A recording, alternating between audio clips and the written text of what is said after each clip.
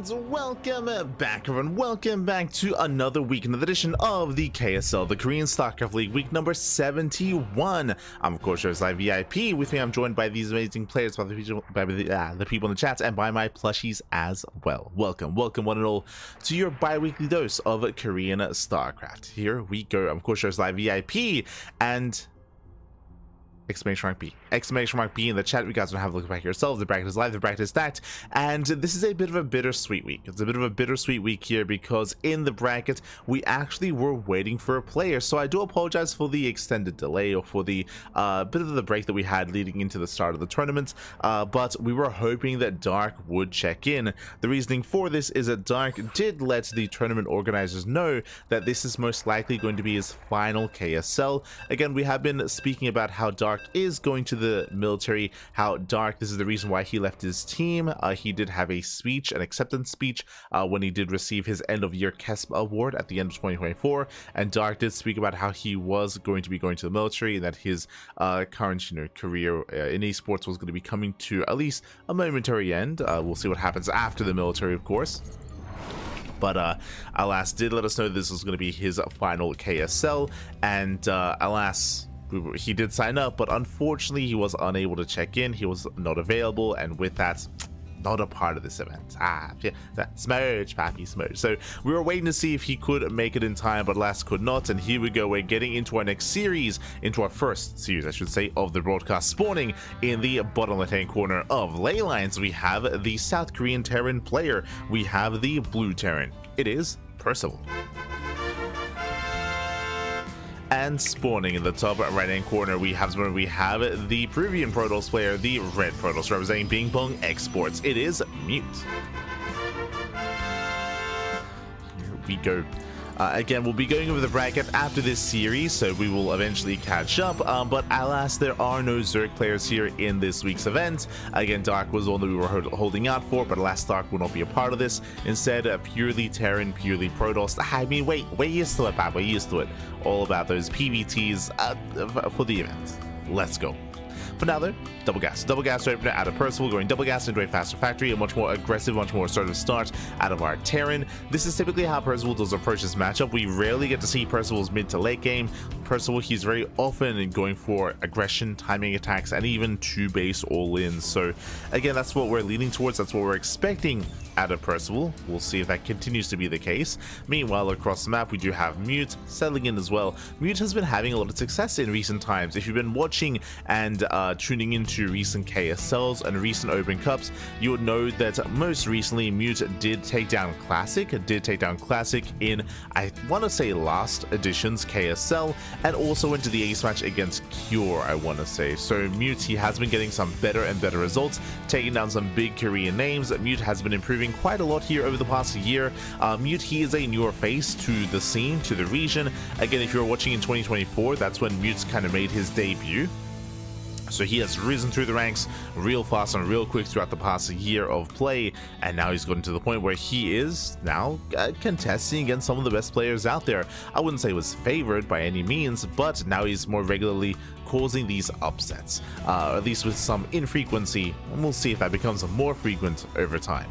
But now we're going to be settling in. We do have our PVT. Mute often does thrive in the mid game. In the mid game, mid to late game, he does often try to slow the game down and try to get into that maxed out game state. We'll see if Mute can get there against Percival. These two styles, they often collide. Percival being more the aggressing player, Mute being the more defensive player. And here we go. We do have a Stargate opener out of Mute. Stargate most likely into Phoenix. We'll see if he does open Oracle instead. But Stargate openers can be very, very risky here, as they do leave you vulnerable in the early game. Now, as we get into the game, I do apologize, but predictions, get your gamble going. Predictions are now open. Place your bets on who you think will claim the series. Best of luck in the chat with those predictions, as you have a couple of minutes here to place your bets to get your gamble going. And now Percival, he is going to back up. We just see the 1-1-1 follow-up into a mine drop, so we have drop play coming in from Percival. Meanwhile, across map, Mute does go Stargate into Phoenix into Gateways, and again, Mute, this is designed to get map control and to harass and to contain the opponents, but until the Phoenix count really gets high, you're vulnerable. You're still vulnerable to these early pushes, these early timing attacks. Thankfully for Mute, Percival is not going for a tank push. There's no tank push, there's no Cyclone commitment. It is a Wood Mine drop instead. Mute should be okay. Mute should be okay. Checking the vision, Percival, he has not seen. He has not seen, he has not gotten into the main base. He does not know what is going on. Doesn't know that his opponent is as vulnerable as he is. So Percival is in the dark. Would you see that Mute, he's intentionally hiding his Phoenix. He's moving out with only hallucinations. The drop is going to be coming in though, and we'll see what Percival can get done. See how many workers he can shut down. The station does hit the main. Drop into likewise the main base of Mute. We'll get a full scout of everything that's going on. Does boost in. It does boost in. Does scout the Stargate. Is aware. Drops into the mineral line. And Mute, he is late to pull away. Yeah, late reactions, late to pull away. Mine shot's going to be going off. So far, 4 probes going down. The Phoenix take a lot of hits as well. And this is just a very late reaction here from Mute. He had time to react. But remember, no blink. No blink. Oh, the little Stalkers do move in. Mine shot goes off, takes down the Zealots. And Mute, he will defend, but he will sustain some losses. He will sustain losses here. 7 pro kills. Very nice target firing towards the end. 7 workers go down. In the end, Percival, he does gain momentum. He does start off with a lead. So a better drop here from Percival. As we mentioned, the Phoenix play was meant to deny this, was meant to shut this down well ahead of time, but Mute's reactions were not what they needed to be, and with that, Mute has some recovering to do. Now from here, he's going into charge, he's going for a gateway explosion. From here, I would imagine he's going to take a 3rd base and get into a 3-base setup. We'll see how aggressive Mute is going to be. We'll see how many gateways he throws down. Now everything looking as it should.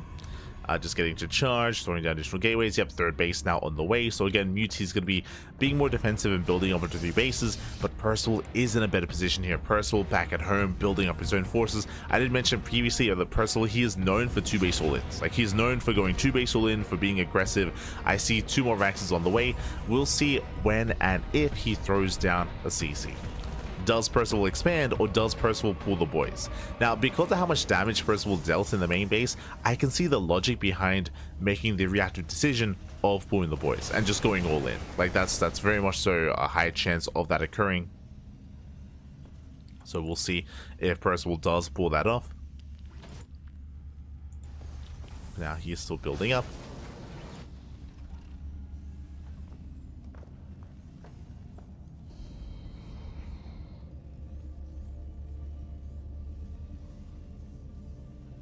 Still going to be building up here, and back at home we see, okay, he's not going for as much of a gateway explosion. He does have a couple of charges, but he's going into Disruptor, sorry, Colossus. He's going into Colossus production, and Colossus, they will help for sure, but we do need to build up that Colossus count a little bit higher. The bio count is getting up and running, and it does look like a 2-base all-in.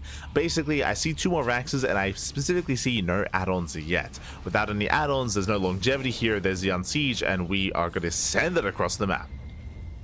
Oh, Raven takes a lot of hits. Does snipe the Raven. Very nice snipe. Very nice pick off. We'll see. Percival does pull the boys. But again, basically a 2-base all-in. 2-base all-in out of Percival. He does commit across the map. Yep, the boys are being pulled, as we did assume. And it's all or nothing. Now, Mute, he does see the SCVs. Yep, he does confirm. He's aware of the all-in. Bleeds out some of the Phoenixes. And again, this does feel like a reaction to the damage that was dealt. Because Percival did so much damage, it makes perfect sense that he would all-in in this position. Mute, can he survive this? He has force fields, that is true, but he still needs time for the Colossus. Remember, the Bay did finish, but 0 Colossus. Oh, he supply blocked. Oh, he supply blocked. Now is not the time. Brutal supply block here. Pylon just now gets thrown down. Yeah, supply block is brutal. He's going to engage, but there's no shot that Percival holds, so that Mute holds this. Percival, he's going to snowball out of control. He breaks through the Zealots and gets on top of the main army. And even though it's going to cost Percival his SCVs, it's worth it. GG gets called, and Percival, he will take game number 1. Whew. GG. Again, a solid game there out of Percival, and just a very difficult position for Mute to be in. In general, when you go for Stargate openers, you are vulnerable to all-ins. Not just that though, he did take a lot of losses in the early game. He took 7 workers going down. That was brutal economic damage. As we mentioned, that I'm sure did play into the decision of Percival pulling the boys and going for an all-in, recognizing that Mute would be vulnerable, that he'd be exposed, that he would not be able to hold on. GG. GG, well played. It also shows just how much early game aggression and early game damage can really impact a game and can really impact your defenses. It's just so crucial here, and again, that early game harassment can be quite pivotal when it comes to what happens in a later game, in the mid game even. GG. GG, well played. That leads us into game number 2, and we'll see if Percival will continue his streak and take the 2-0, or if Mute can fight back. What I will say is that there were some missteps there by Mute. Again, he had a late reaction to the drop, likewise got supply blocked towards the end, likewise lost his Phoenixes as he was trying to slow down the push across the map. Like, there were some key moments there where Percival was able to overwhelm, and Mute did slip up. We'll see if he can tighten up his play coming into El Dorado. Let's go. Let us go. As we're jumping into that second game.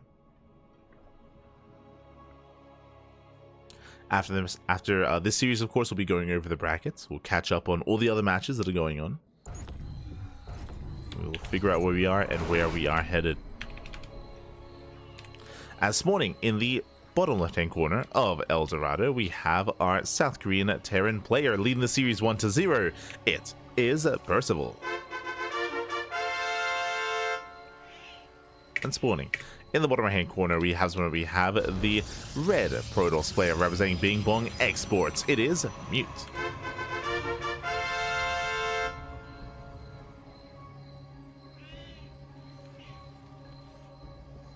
We go. We are settling into our PVT.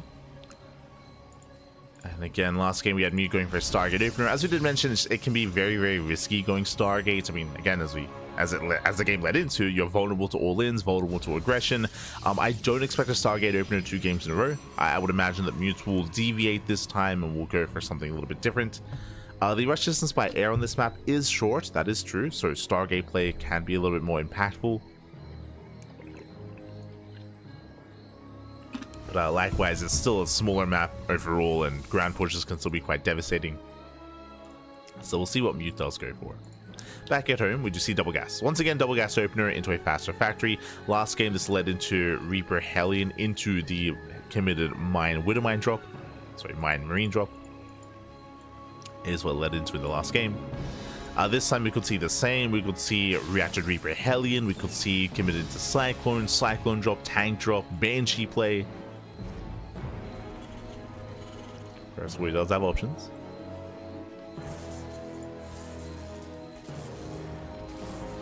But now Mute, just being as annoying as possible, does confirm the double gas, does confirm the factory. Mute is aware. And we're waiting for that Cybercore to finish, and we're waiting for the tech of choice. We're waiting to figure out what the hell's going on, where we headed, where we dropping.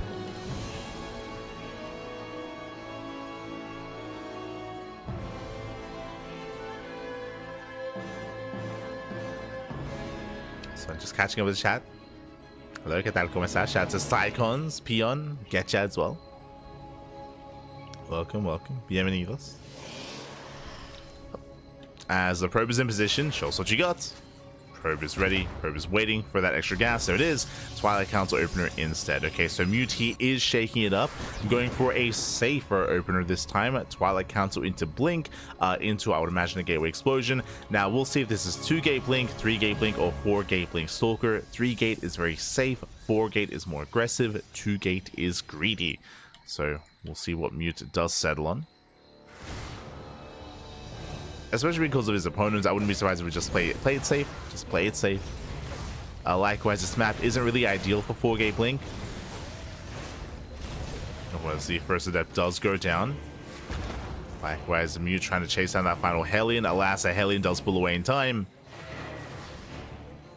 CC is going to be under fire. And looks like the CC is going to be delayed. Not bad. Picks on SCV does delay. Adept does pull out.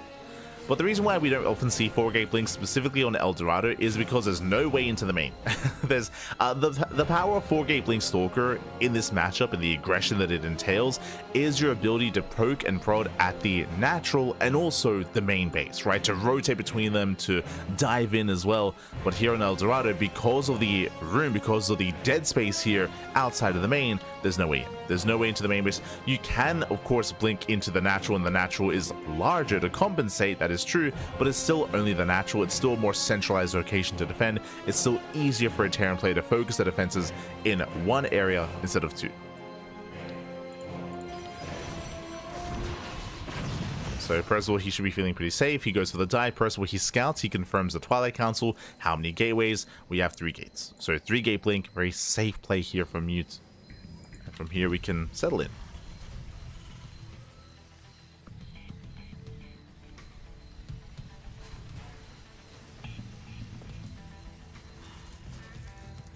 Here we can settle in. Meanwhile, from the side of Percival, he did go for a 1-1-1 into Cloak Banshee. If you recall, this was one of the many options that Percival had available to him, and of course the option of choice is to go into Cloak Banshee.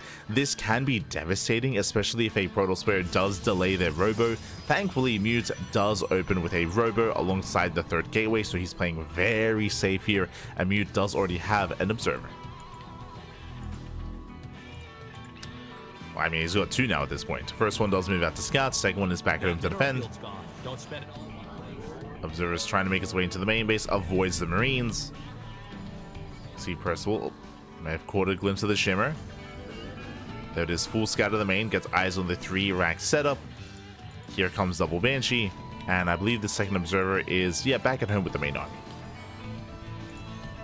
So Mute, he has the tools to defend, but we'll see if he can pull it off. Meanwhile, Hellion dives in, 2 probe kills already, nice damage.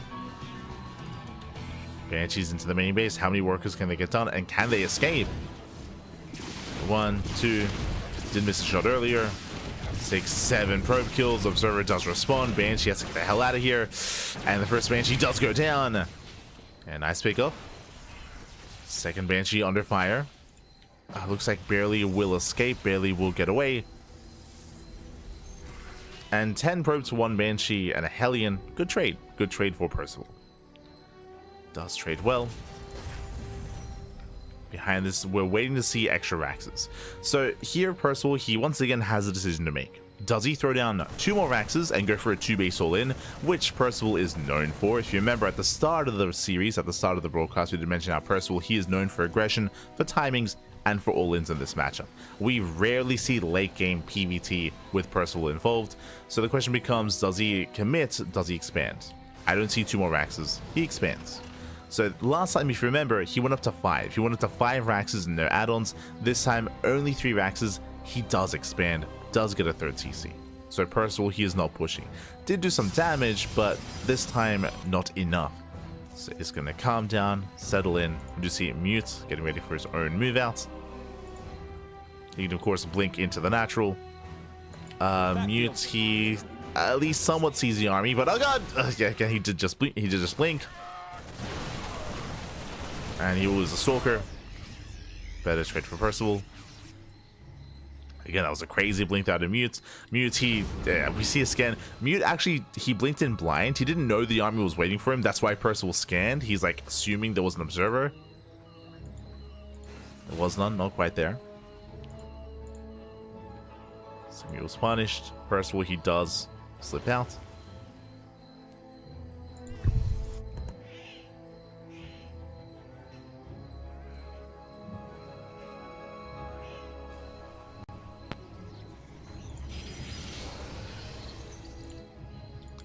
We go. Let's make his way into the main. Mute does have recall, not in the main base though. Like Percival does push through the center. Going for the Bay, very nice pick off. Colossus, the first one has popped out, but just the one. As the Bay is sniped, Observer speed is denied. He does not have extended double lance. Oof. Yeah, no range for the Colossus. Marine's going to be shut down, but Percival is going for the kill. He depowers the Robo. Oh, depowers, takes down the Robo as well. Only 1 Colossus. Tanks are sieged up. And Mute is being pulled apart. He's being pulled apart here. Mute, he should have enough to clean this up. He has enough Zealots. Enough charge lots. And he will get on top of the tanks. Again, the Zealots, they put in a lot of work. And they take down all 3 tanks. Mute, he will survive, he will defend. But did lose a lot of his production and a lot of his tech. That's the biggest blow here, is that even though Percival doesn't kill him, remember, Percival, he wasn't all in. He has the 3rd base. So he can afford to build up, get more production buildings. There we go, getting up to 5 Raxes, throwing down his double E base, building up towards the mid game. Meanwhile, Mute, he is behind. Why? He lost his Robo and his base, so he's going to be stuck on 1 Colossus for a long time.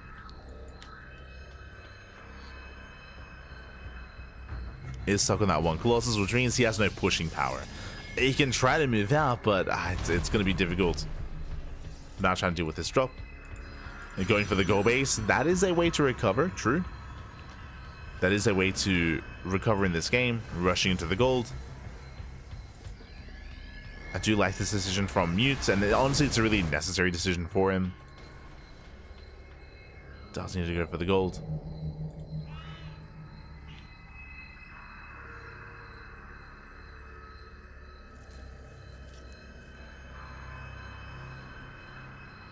Likewise, Percival moving out once again.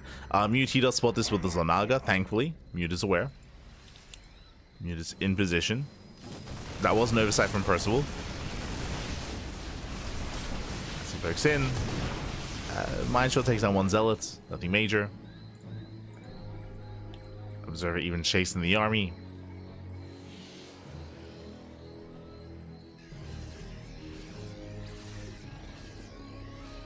And Mute is going to try to stabilize from here. He's rebuilt his Robo, now into a Bay, now into Colossal production. Percival behind this, now would have been a great moment for him to tech up. He is going into Viking production, into 2-1 upgrades, but there we go. I was waiting for the Ghost Academy. Ghost Academy now being thrown down for Percival.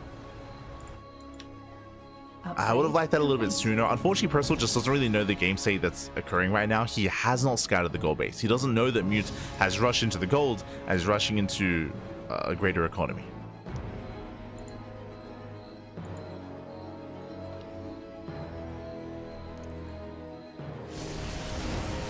First, he takes over the Zelnaga. He should be checking the southern location, or at least the 4th gold. The other gold base. There we go. He scans. He scans. He sees. He knows. The pressure is on. It's a lot of Zealots. Without EMPs, Percival, I don't think he can fight this. Don't think he can fight this unless he engages in a choke point. Speaking of, okay. Knocks down the rocks. Let's go.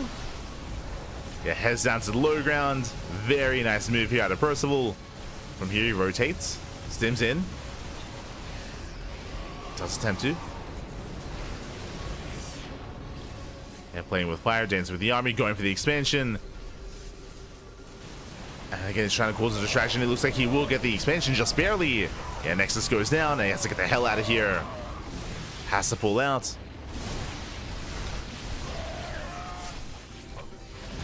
And, oh, he will bleed out a couple units, but barely does escape. Does escape, does get over to the other side. Alas, he is safe. Gets away. Once again, just using the terrain here.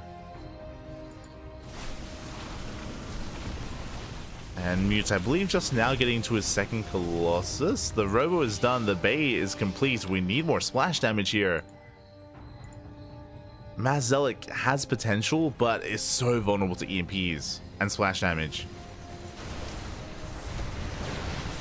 More Wood Lines on the way.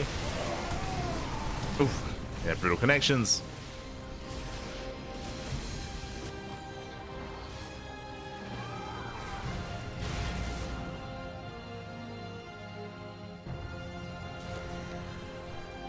And Percival's army is just getting better and better. And right now, Mute is stuck on almost purely Zealot. Oh boy. And he can take some good fights, don't get me wrong. Like, if he can surround the army, that'll be ideal for Mute. That is a big if.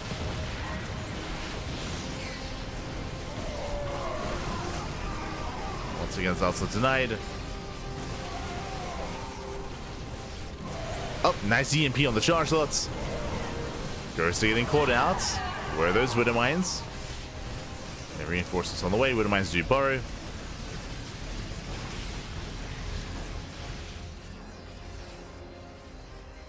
Percival is holding on.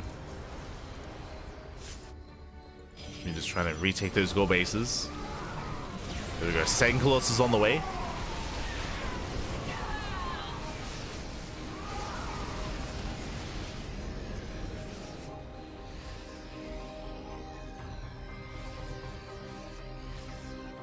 He's getting a second Colossus. Likewise, threatening his own push. Does he have range yet? He does not. No extendable lands. Let's go. Mute. Take another expansion. I mean, because of the gold bases, like, he is still able to maintain his army and still maintain some of these trades and losses. Like, he can afford to throw away some zealots inefficiently. They're very cheap. And with the gold minerals, he can replace them. So he is keeping up.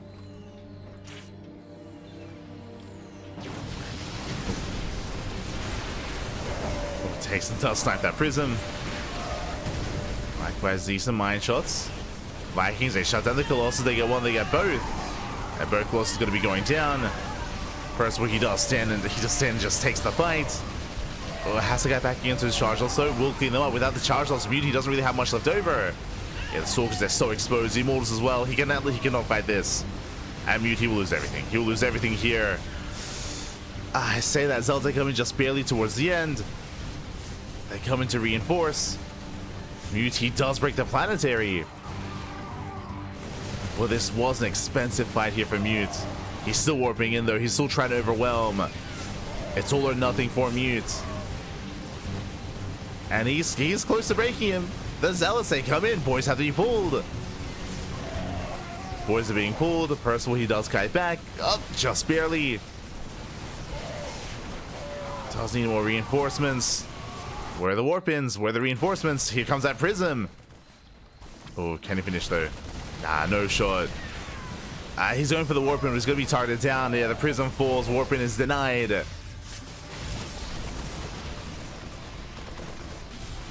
First, well, he's holding on. Barely. Ay, ay, ay. Again, Mewtwo so close to breaking the back of Percival there. Kill the planetary. Percival, he wasn't kiting for a good portion of that fight as well. Like, Percival, he wasn't taking the charge loss as seriously. Did pay the price for it. And Mute, he just keeps going. And Mute, he may just be able to overwhelm. Like, again, it's all because of the gold bases. These gold bases, they're providing him so much income here to just keep warping in charge lots. It's not going to be easy for Percival. Percival going for his own drop.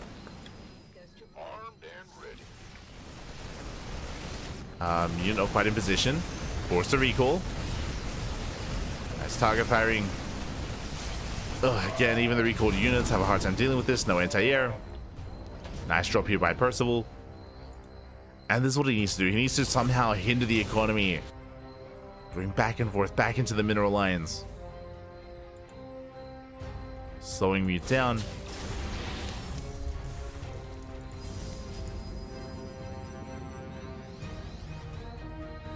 Maintaining that supply lead. Well, let's go. Back up to 2, soon to be 3 Colossus.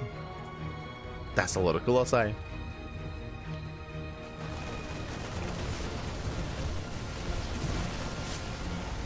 Oh, Rico's on cooldown. We're going for the all-in. Yeah, we're going for the all-in. Mute, he sends everything across the map. Catch out the Liberators. Yeah, 2 libs go down. Massive pickups. Oh, the mine shots are brutal on these zealots, though. Planetary trying to hold on. The Colossus, they get caught out. Yeah, both of them going to fall. There's no escaping this. He gets one, he gets both. Colossus is so fragile. Planetary does go down. But Percival, can he clean this up? Does lose 12 SCVs. Tries to come in from behind. Mete's got 1,000 minerals. Where are the warp-ins? There they are. Warping as many cells as he can. He gets surrounded. Oh, he gets caught out. Stalkers, Archons, they all fall. Percival takes a fresh expansion, takes the center base. And Mute is broke. Mute at this point, all he can afford are Zealots. Just pure charge lots. Has a Colossus, okay. He's got a Colossus, he's got triple robo production. Making 2 prisms, let's go.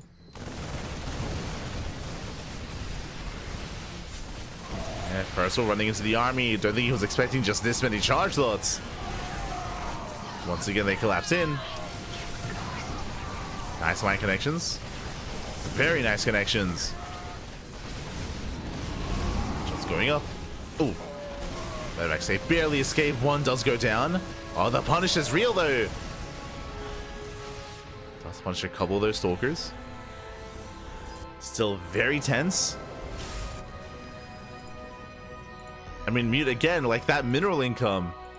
It's keeping him going. He can overwhelm. The swarm toss. Oh god. The mine shots though. Mine shots are brutal. No EMPs, no ghosts. Percival being forced all the way back. Yeah, and with that, he has done it. GG gets called. Mute, he barely overwhelms the army, and Mute ties up the series 1-1. Whew, we are going to the ace match. GG. We're going all the way to the ace match here again. And Mute, he got away with the gold bases. There was that one moment when Percival did snipe the expansion, did snipe the gold. That is true. Did snipe that southern base.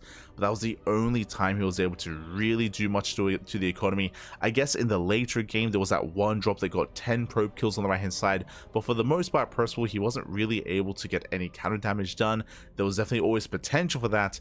But alas, in the end, Mute was left alone. Mute able to enjoy that economy, able to enjoy all that mineral income, and did it well. GG well played. On top of that, Percival, it's really difficult at times, or I say it's difficult. Stylistically, a lot of players don't really enjoy playing against this charge lot style, just because to play against it, you have to be very defensive. You need to not be as active in the center. You can go for drop play, of course, but when it comes to these main pushes, ideally you want to be throwing down SimCity back at home, CCs, depots, creating all these choke points and taking fights on your terms, not in the open. Because if you fight in the open and the center of the map, as we saw, those zealots, they were able to surround, they were able to chase, they were able to get just better surface area on your army, and that's the value in all those charge lots, is getting those surrounds and punishing a more aggressive Terran player. And Percival happens to be a very aggressive Terran. So with that, Mute was able to catch him out multiple times, able to get some better engagements, more efficient trades. GG well played. And with that, we're going to the ace match. Going to game 3.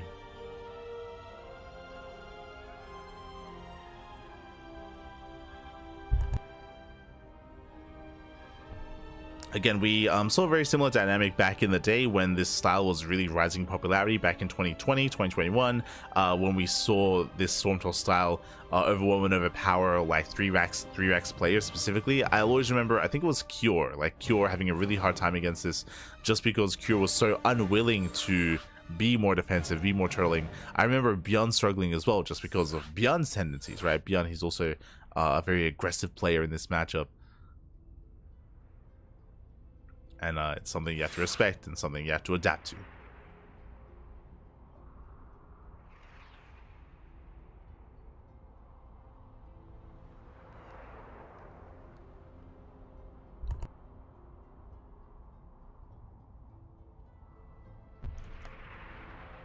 Here we go. We're getting into our next game.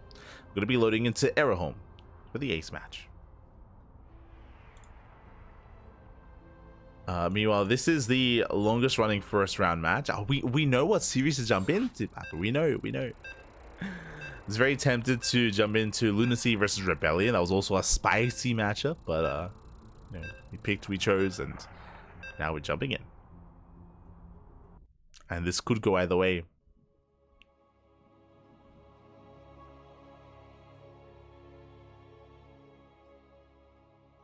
We'll see how this story ends. who does advance on into the next round. This morning, in the top right-hand corner of herO, we have our South Korean Terran player, the blue Terran. It is Percival. Being forced into the ace match and spawning in the bottom left-hand corner, we have the Peruvian Protoss player, the red Protoss, representing Bing Bong Exports. It is Mute.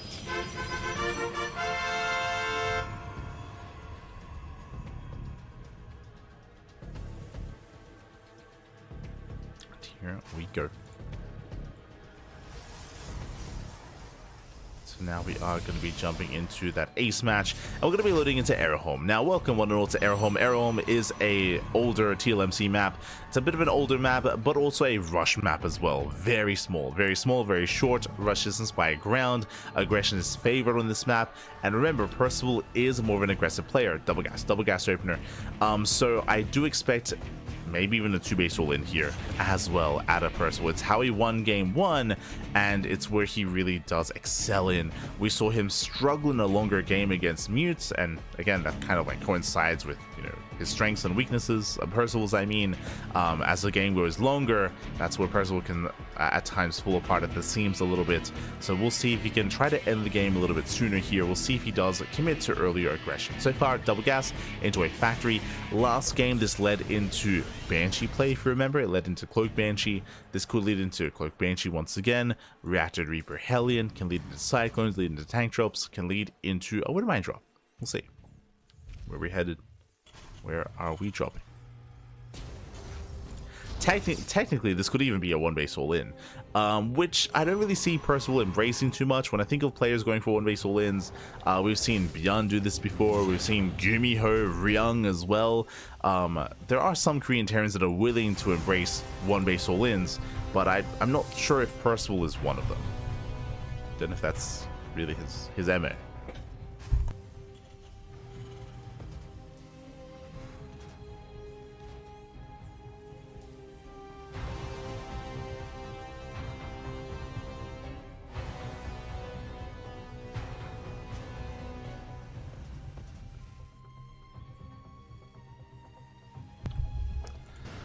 Here we go. For the time being, Reaper does pull away. Does dip in, and it does not yet scout the tech, as we still have tech on the way. Second gateway before any tech structure. Meanwhile, CC on the high ground, it is going to be that 1-1-1. Minimal investment into Reaper, so just the one. Just on Reaper. Up! Does get the probe. Whew. Gets a probe for the Reaper. Alas, does not scout the tech. There it is. Twilight Council opener out of Mute.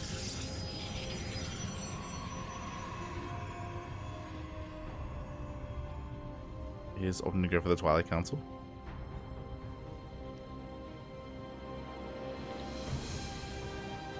And we do see Percival opening up for the first time with the Cyclone. Okay, now there's a couple of ways this can go here. This could actually be the beginning of Cyclone medevac into tank, into a tank drop, into like essentially a 1-base all-in. Sorry, I say 1-base, there is a natural, to be fair, but into like an early tank drop. This is a possibility, but no, there it is. Cyclone into a Widowmine instead. Okay. It's still going for some aggression early on. Can still move out with the Cyclone, can still move out with the drop play, with the Widowmine and Marines, but this is going to be less committed from Percival.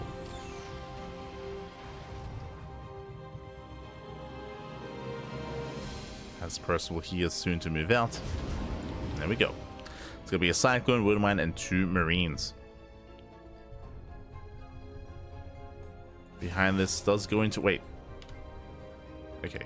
After the Widowmine does go for his tank production, tank, Liberator as well, so still very aggressive by Percival. He's going to be rallying his Liberator across the map. And we'll see if Mute can keep up. So far, 3 Stalkers in position. Drop comes in. Mute does respond. No shield battery. The mine shot is going to go up on the Stalker. Nice connection. Stalker goes down. Probe's going to be falling. SimCity working against Mute here. Getting 4 probe kills. And without Blink, Percival, he should be able to escape. It's going to be close though. Oh, it doesn't save the Cyclone. Yeah, 1 second too late. Cyclone doesn't survive. And Mute holds. Does lose a couple of probes, but overall I would say that was a better defense here by Mute. Losing 4 workers, but gets a Widowmine, 2 Marines, a Cyclone. specifically the Cyclone. Does make it better. Meanwhile, Liberator does Siege, and Mute does respond in time. Doesn't lose anything.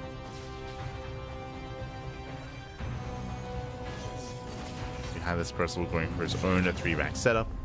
Nothing crazy.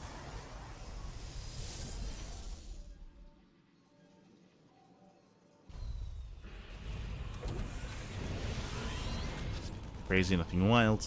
Hallucination does confirm. From here, we're settling in. Gonna be settling in. I believe this is 2-gate, no 3. Okay, 3-gate blink into a 3rd base. Extra gates on the way into charge. In the mid game, we do expect a very heavy Zealot composition once again out of Mute.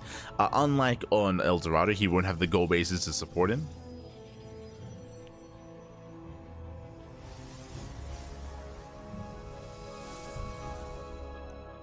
Unfortunately, won't quite have that.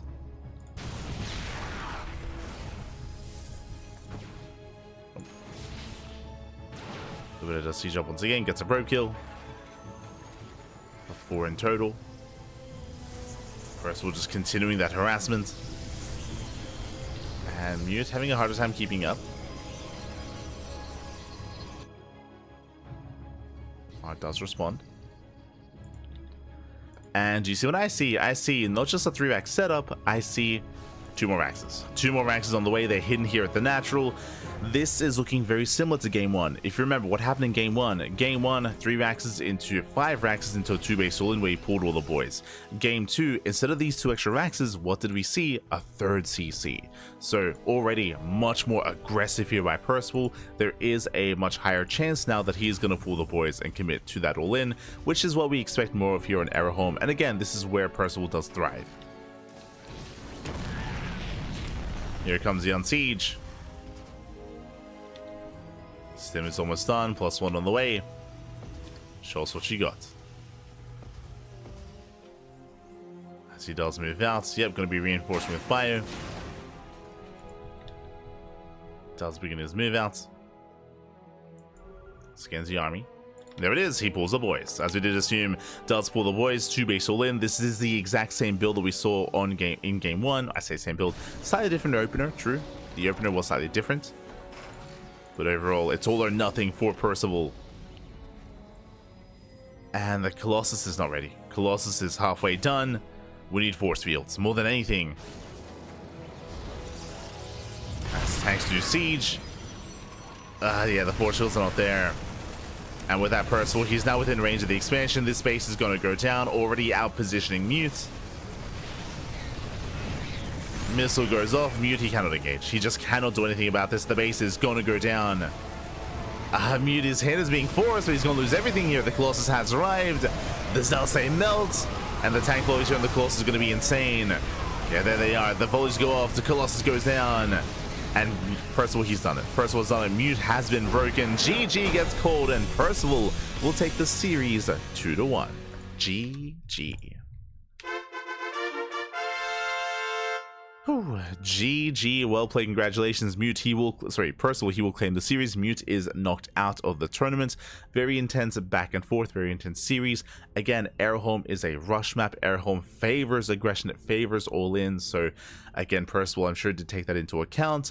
More importantly here, he was able to also confirm that it was a delayed robo out of his opponent, a delayed Colossus, and unfortunately Mute, he wasn't able to slow down the army. Against an all-in like that, you need to slow it down, you need to force an early siege, pick off some workers. Alas, Mute, he didn't engage until it was already on his side of the map, until it was too late. It's too little too late. With that, GG, Percival, he will claim it, and with that, Percival does advance on to the next round.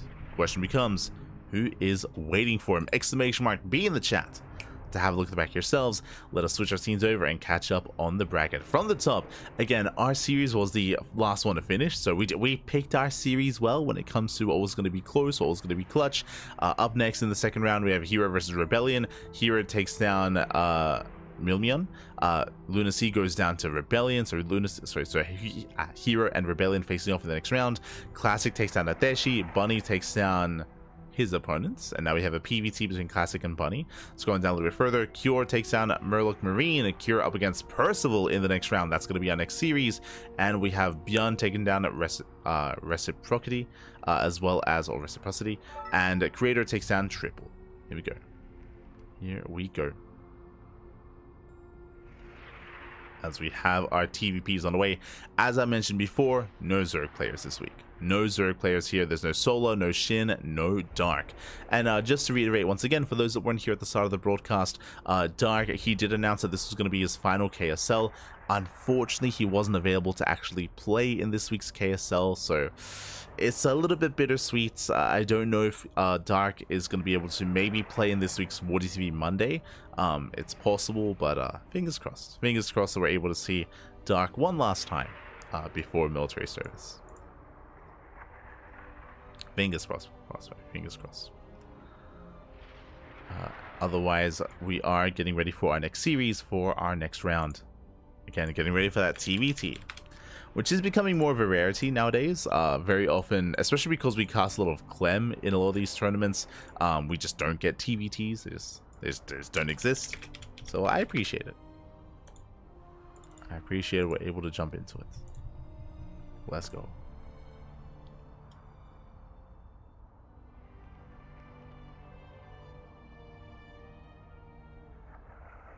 Really enjoy the live stream. Well, thank you. That's terrific. Thank you. Appreciate it. Good morning. Buenos días.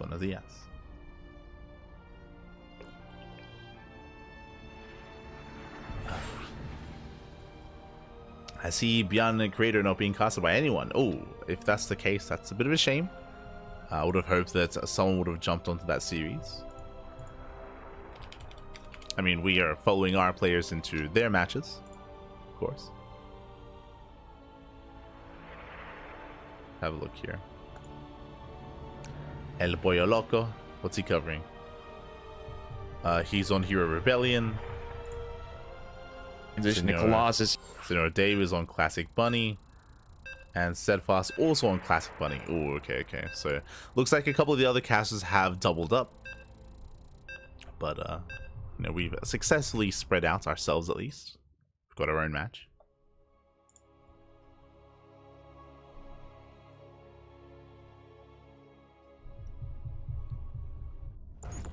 Here we go.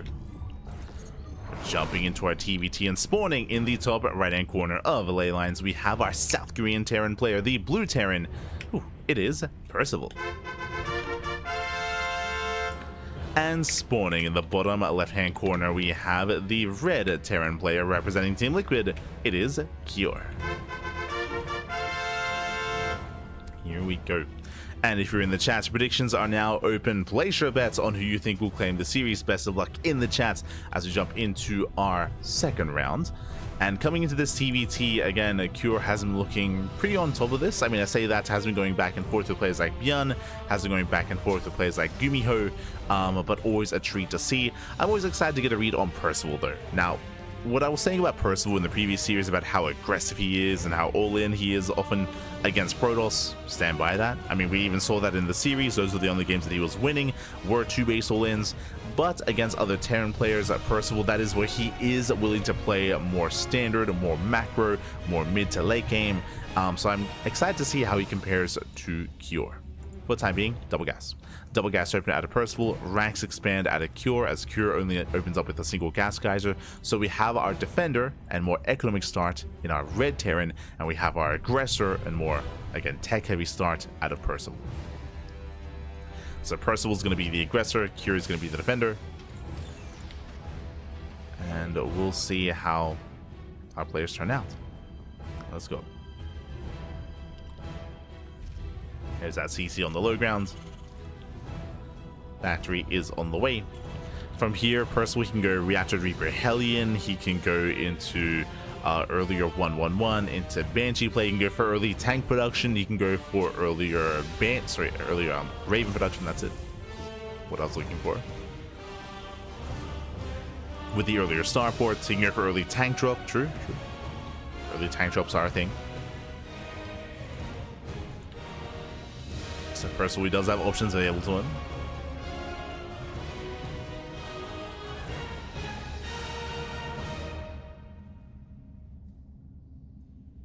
does move out.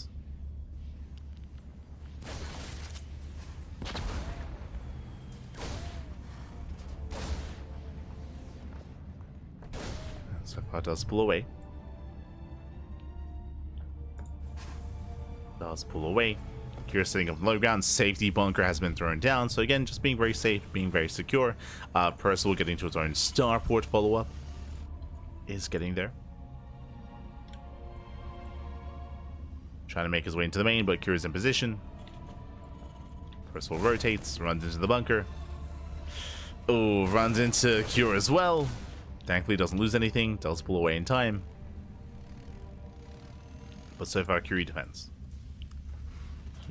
He keeps up with the rotations. Starports are on the way. Here come the add-ons. We'll see if we add-on swap or if we commit. And if we open up Raven or Banshee.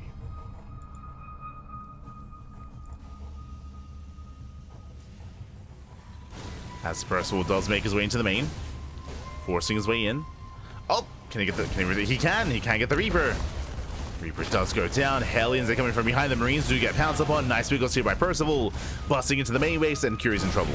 He's in trouble. The boys have to be pulled. They're being pulled into Hellions. And this is about to get out of hand. Workers are going to be going down. And then one fell swoop Percival. He busts in. He gets 9 SCVs. Oh my god. 13.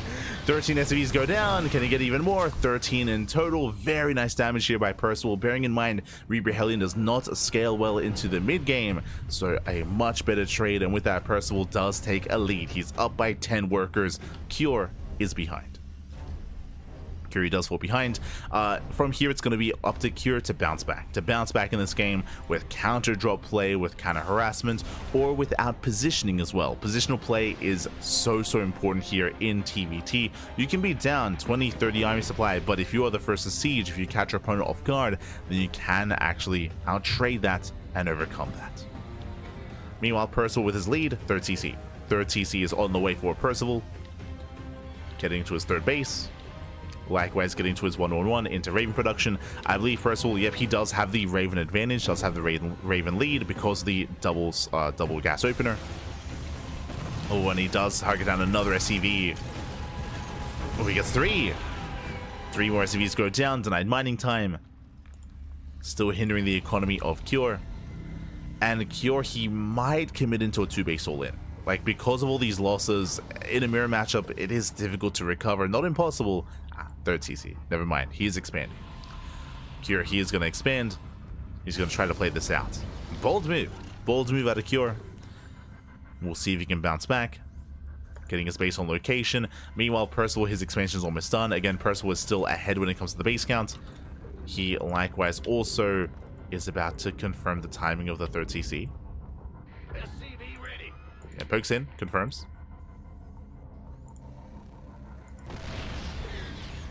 Oh, barely delays. Very nice moves. Does delay the CC. Pulls away. This, I think, is a little bit... I was going to say unnecessary. He does have the Raven lead, so he can still pull this off. The goal here would be to disable the tanks. Disable the tanks, and if Percival can force a cancel in the CC, that's game. That's game then and there. If he can force a cancel... Oh, he runs into the army. There's a siege. Here come the disables. Does whack at them. Does pull away. Nice tank volleys. Tank volleys going off. Percival rotating in. Can he delay that command center in time? Oh. He's getting close. Oh, SCV's within range. Fury pulls away. Fury pulls away in time. The SCV! Oh, SCV goes down. And no shot. He's within range. He's going to force a cancel. Ay, ay, ay. That is brutal. Here comes another worker. There's Disable. He breaks out. He tries to break out. He throws down to the line of turrets. Turrets get thrown down. He's going for the tanks. Oof. Tank volley's going off, but it looks like Percival, he barely has enough. He takes down the tank. Oh, barely not. Oof, but he takes down the CC. He gets what he wanted. He kills the base. It was a costly trade, but he does get it. Base goes down. Percival, he still maintains a massive lead. Tanks moving in. Who is Percival? If you're a bit of a newer viewer that maybe you haven't seen Percival before, Percival is a Korean Terran. He's been around since for a long time. I want to say like 2018, maybe. He's been around for a long time. It's Percival back. I'd say he's been around for a long time. If you don't watch online tournaments, you may not be familiar. Percival, I think maybe Percival's made it to Code S once. I think once in his career. Like Percival, he's one of those players that was always on the cusp of breaking into the like upper echelons of Korean scene, like always mainly a Code A player, as in not making it into Code S, just barely. But he's been around for a long time.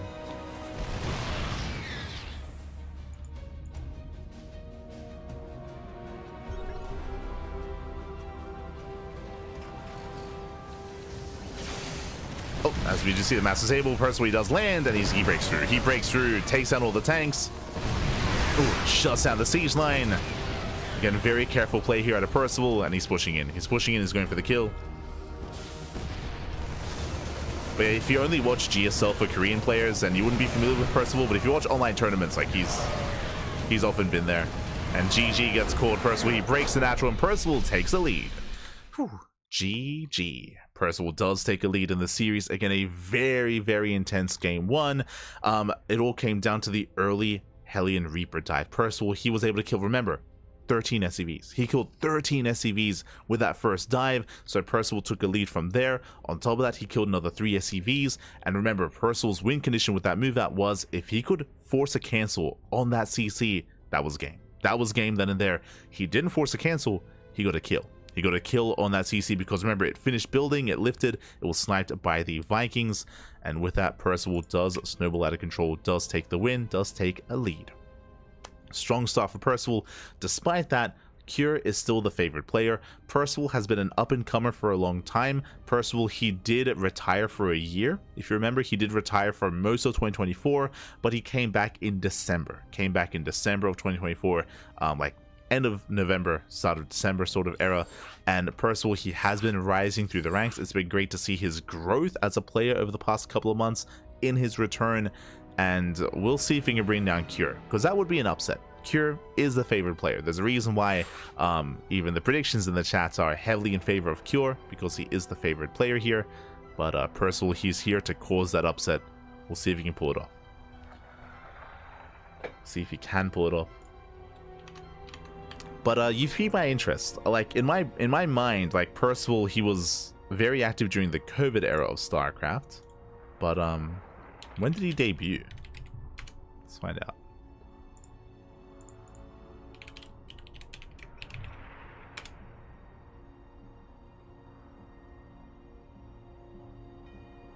Yeah, in my mind, he debuted in the COVID era, which would have been 2020.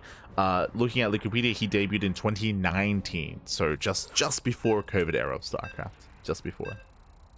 Yeah, he was on Black Knight. I recall.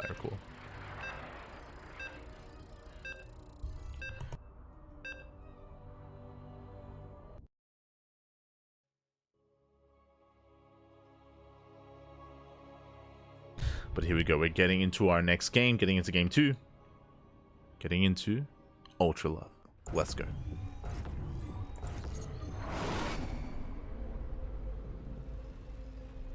And spawning in the top right-hand corner of Ultra Love, we have our South Korean Terran player, the Red Terran, leading the series 1-0. We'll see if he can close it out. We'll see if he can keep that momentum going. It is Percival.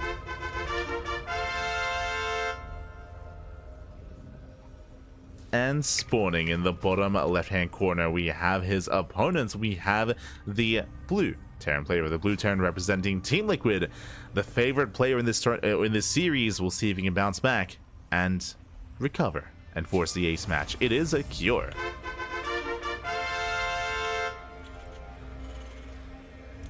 But if you want to watch more of Percival, I recommend checking out his stream. Percival, he does stream very often. He streams very often on Twitch.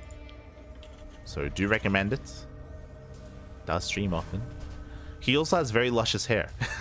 To be fair, I don't know if he still has it, because I think he did conduct his military service. But for a long time did have very long hair. That's what I remember from his streams.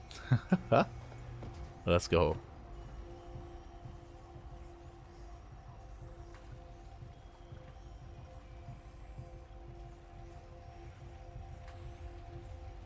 Otherwise, we are going to be settling in. And also, in my mind, he had maybe gotten into one season of GSL Code S, and I'm just double checking that because I'm curious if I'm misremembering if maybe he got into a second season. It looks like he got into one season. He got into one season of Code S. So I knew it was either one or two, but yeah, he was in Code S for one season. But that's like, he's always been like on the edge, right? He's always been like basically like Code A qualifying match sort of player.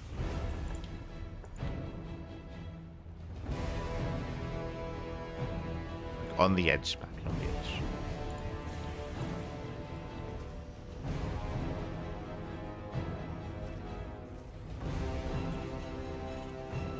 From here, though, we do have our own setup. We do have our double gas opener, double gas out of Cure, late CC from our Terran. Likewise, mirrored build. So if you recall, last game, Cure did go for a more economic opener, this time more aggressive. So we can now focus on our game, but we do have a more aggressive start. We are mirrored so far, which means this time, last game, Cure was the defender and Percival was the aggressor. This time, we're fighting for kind of map control. We're fighting for map control. Cure, he moves out. We do see Percival, he does back up, taking a more defensive stance.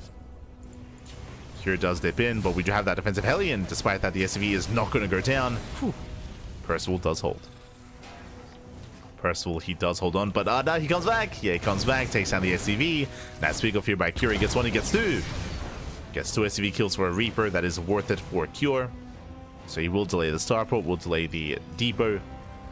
And remember, as we mentioned last game, Reaper Hellion doesn't scale well into the mid game, so trading them out for blows like this is worth it. So a nice start for Cure. Cure backs up, getting to his own 1-1-1.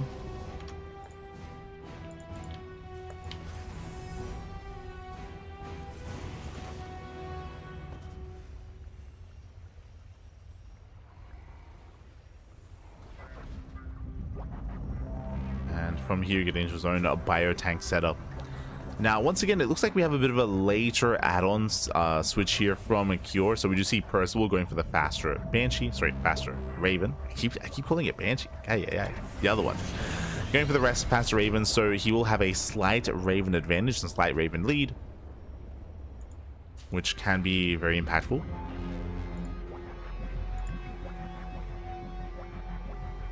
Can be impactful when it comes to the main fight. Meanwhile, ooh, okay, rushing into a third CC. This is risky. Percival, he's rushing into a third base. He's rushing into a greater economy. We'll see if he can get away with it. Because of this, his main army is going to be suffering. He's going to have less Marines specifically. Less Marines, less Bio, less support, less tanks as well. As you can see here, just now going, I mean, there's no tech lab on the factory. So this is risky, and this is going to give Cure the opportunity to be aggressive himself. Oh, tank shot goes off. Percival, he falls back. But it is so important here that Percival is being active like this. Remember, Percival, he's being greedy. Percival, he's down in tank production, he's down in bio production, he's down in army. So what does he have to do? He has to kind of puff off his chest, he has to be assertive here, has to try to keep Cure pinned back and pull this bluff off. And so far, third CC. Third CC is on the way. If Cure had committed into a 2-base push, Percival probably dies. I'll be honest. He has zero tanks. Like, Percival probably dies to a 2-base push. But Cure, he's playing more defensive, playing more safe. He takes an expansion, and Percival, he is getting away with this. So risky maneuver here, but he's getting away with it. Coming into a longer game state, he's throwing down 2 more Raxes. Still no tech lab on this factory. Just now going for the swap. This is so risky here. Still needs more time. Like, Percival, he's getting away with it, but he hasn't gotten away with it yet.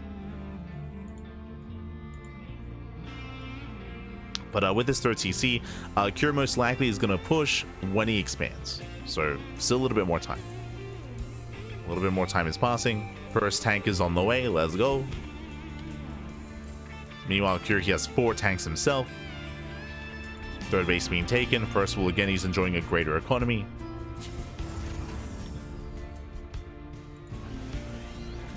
Scan reveals the army. Percival, he sees the tank count. He sees the third CC now also being landed. Here he confirms the third base is already done, as in it's already morphed into an orbital. Secure, he now knows that Percival has been greedy. He's aware of the greed. He scans, he confirms, sees the production setup. Compares it with his own. So he should see, he should know, hold up, you already have an orbital, you already have your Raxes up and running. That means you have to have a low tank count. And yeah, he's pushing. He's pushing, and he's correct to assume that the tank count is quite low here for Percival. And Percival, he has to heavily rely on his Ravens. Okay, stepping in. Here come the disables. He gets one, he gets two, and he takes down the third tank. He barely might have enough. There we go, another auto turret, and with that, Percival, he breaks through the tank line, shuts it down, barely takes down those final tanks, and Percival, he will barely... Oh, does he break through? It's close. The Vikings are landing. The tank. Oh my god. Tank survives. And with that, Cure, he breaks the army. It was so close. That tank was one shot away from going down, but Cure, he breaks through the defensive line. Boys are now being pulled. And Percival, he almost got away with it. He almost got away with it. He almost did survive. But alas, he has nothing left. He has nothing left. The greed here, he was so close, but alas, in the end, Cure, he breaks that army, can keep rallying in. Again, this is the army here. There's 4 Marines. There's 4 Marines left over.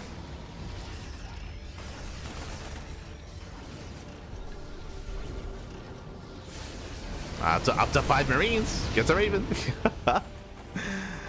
When it came to that fight, if Percival had pulled the boys with the main fights, then I think he would have been able to hold on there. But even without pulling the boys, like, he was so close to breaking that army as well. Like, it was a very hard decision to make.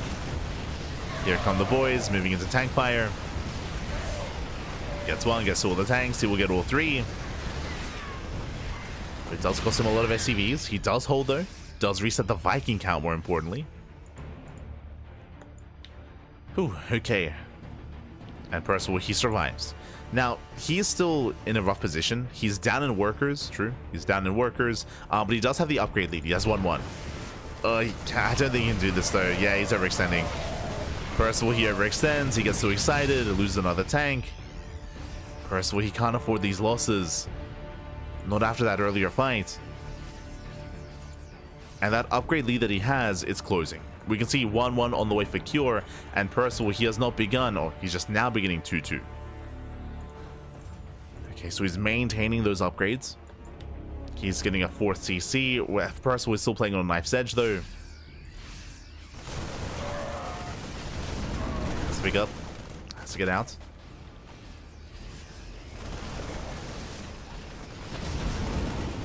So far, nice siege. Solid defense so far.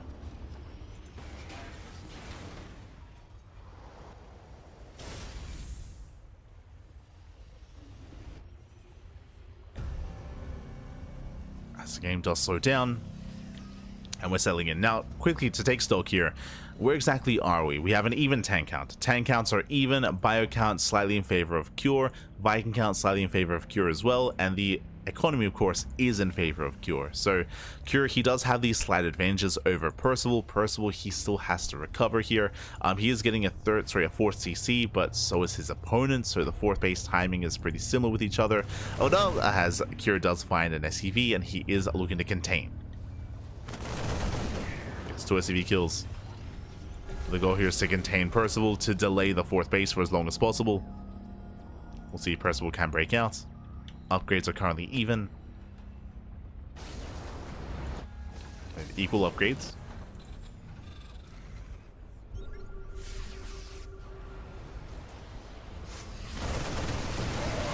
Oh. You know, Marines, they do get into the middle line. 2 SCV kills.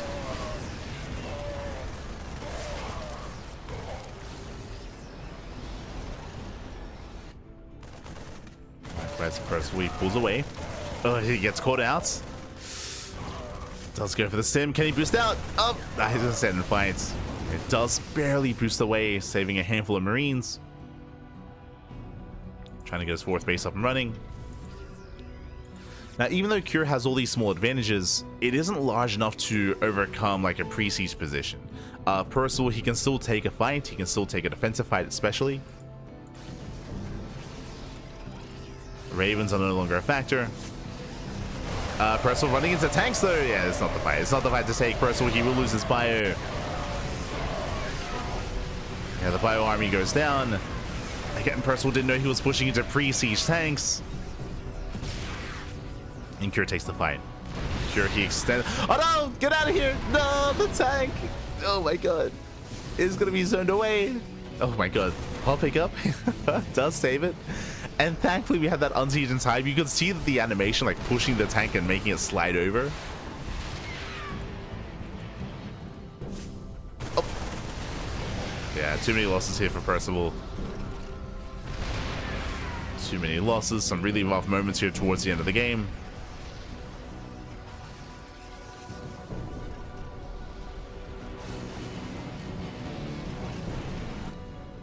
Attempt to sneak up on Cure. Pulls back. Cure going into his mass starport transition into mass Viking.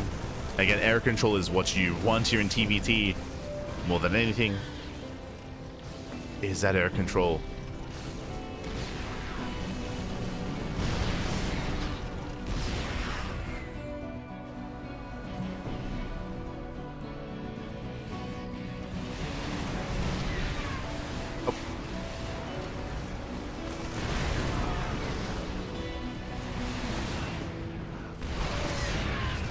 Force back.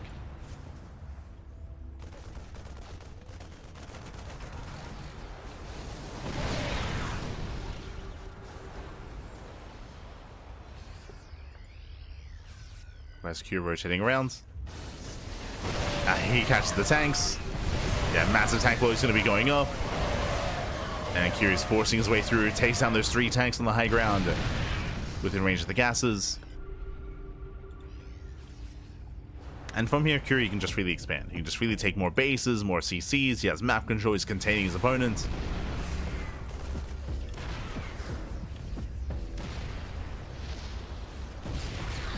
Curie is going to be the first to max.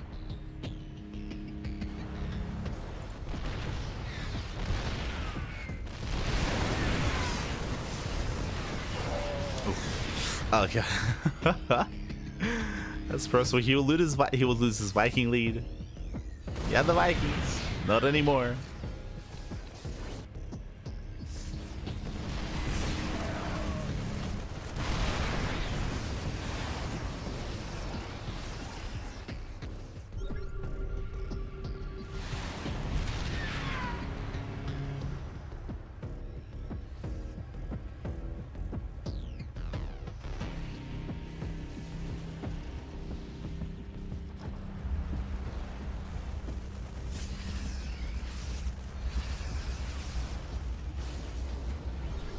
Percival does try to stim out, tries to catch out these tanks. Hey, he gets 3 tanks. This is technically an efficient trade here by Percival, true. It is an efficient trade. But it will cost him the Metamax, that's not as worth it. Bleeds out the Metamax. Still down in Vikings. He does sneak out top left though. Not bad. Does sneak out an expansion. Now the Viking count is double for Cure, so Percival has to be so careful with these Vikings, and he's getting caught out. He gets caught out. On top of that, with that Viking lead comes Ravens. Ravens are on the way with Mass Disable. That is Cure's final form. To embrace that air army and get into all those Ravens. And that's how you break these siege lines. So this is where the soup does lie. Like, Percival's supply is close, but it's deceiving, right? Like, the reality here is that the army is stronger for Cure. Cure's army is more efficient. Oh. I say that does lose one of the Ravens. Cure, he does have to be careful not to fly over those Marines.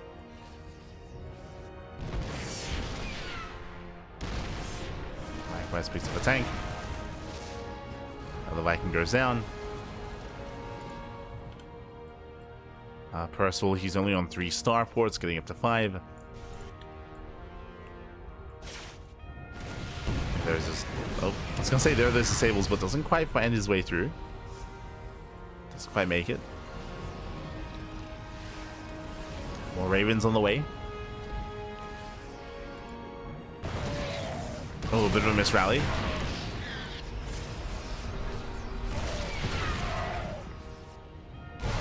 Some decent tank shots. Tank shots going up. Mainly trading ByuN. Viking count still in favor of Cure. Instead, Percival actually has more tanks. But as we were mentioning, like, the higher tank count doesn't really matter as much if you can't use them. That's where, like, the Ravens and Vikings come into play.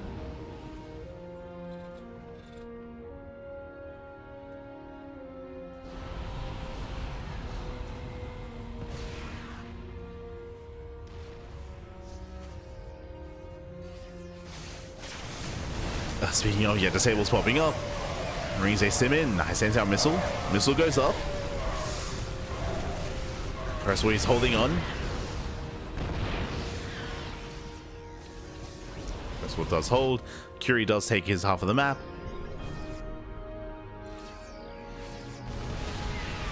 Oh. Some okay tank volleys going up. Trading 2 for 2. Fire drop towards the top side. Percival otherwise distracted. Bleeds out a lot of SCVs. The SCVs are going down. Percival hyper fixated here on the main fight. Goes for the disables. He commits in. Oh, it's gonna cost him a lot of Ravens. But does break through those tanks. Not bad. Gets what? 6 tanks. Bleeds out all the Ravens though. An expensive trade for Percival. And Cure, he has more of a bank than Percival does, especially with those 10 SCVs going down.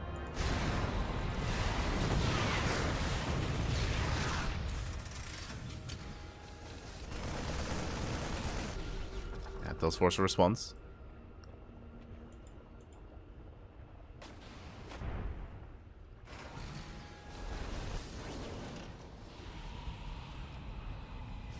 Jesus, how many Ravens? 12. 12 Ravens. That's the thing, right? Like, if we look at the units count here for a moment, Percival, he has almost double the tank count, but that means nothing. Like, the tanks are almost dead supply. Like, what matters here are Ravens. Like, Ravens, they disable the tanks, they throw down auto turrets as well. Like, the reality is, late game TVT is Raven versus Raven, and the Raven count is heavily in favor of Cure.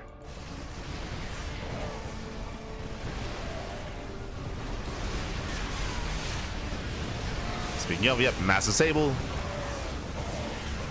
Likewise, ByuN does come in for a surround. Not bad. Percival trying to get a better engage. Auto towers get thrown down. Percival, he's trying to break his way through. Trying to, and it looks like he will. Yeah, the sable runs out. Whew, does take the trade. Gets almost a full surround here. That's the best fight that Percival could have hoped for. The best fight he could have hoped for is to get that massive concave. Cure did overextend. He will catch out these tanks though. Gets another 2, gets another 4 tanks. Oof. Yeah, that tank advantage that Percival once had, not quite there anymore. Does get a planetary though. At least trying to. As he's a little bit too close, bleeds out 2 tanks. It's like 5 tanks versus a planetary. Planetary does win. I guess 15 SCVs. Oh, tanks on siege. Percival trying to catch Cure. Just getting 1 tank though. Just gets the 1 tank. Cure still double the Raven count. And he stims in despite the armor missile going off. Disables the tank, stims on forward.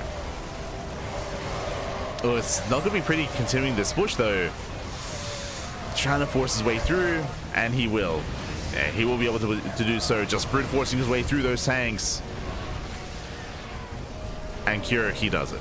He has finally done. He's broken the back here of Percival. Finally, GG gets called, and Cure, he will tap the series 1-1. We are going to the ace match. Whew, GG.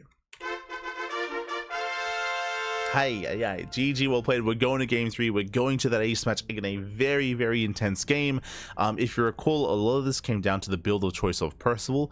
Winding it back, if you remember, Percival, he did open up with a very fast third TC. He was very greedy. It wasn't just fast third TC, fast double eBay, fast double upgrades, faster stim, faster combat shields, heavily delayed tank production. Heavily delayed army production in general. And if you remember, we were emphasizing how Percival needed a little bit more time to get away with it, to get away with that greed. And Percival, he almost did. It all culminated when Kira scouted. If you remember, he scanned the main and he saw the timing of the third orbital. So he recognized just how quickly a lot of the production and a lot of the orbital as well was for his opponent. So what did Kira do? He unsieged, he pushed out. He did push out.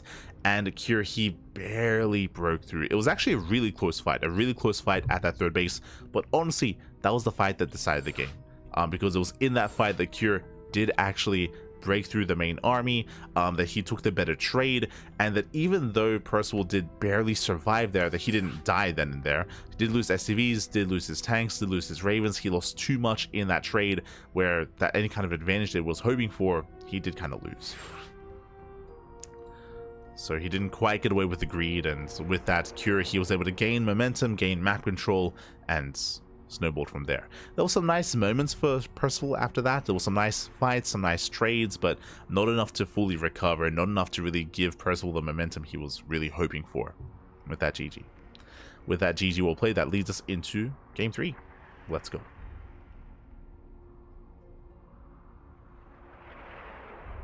Here we go.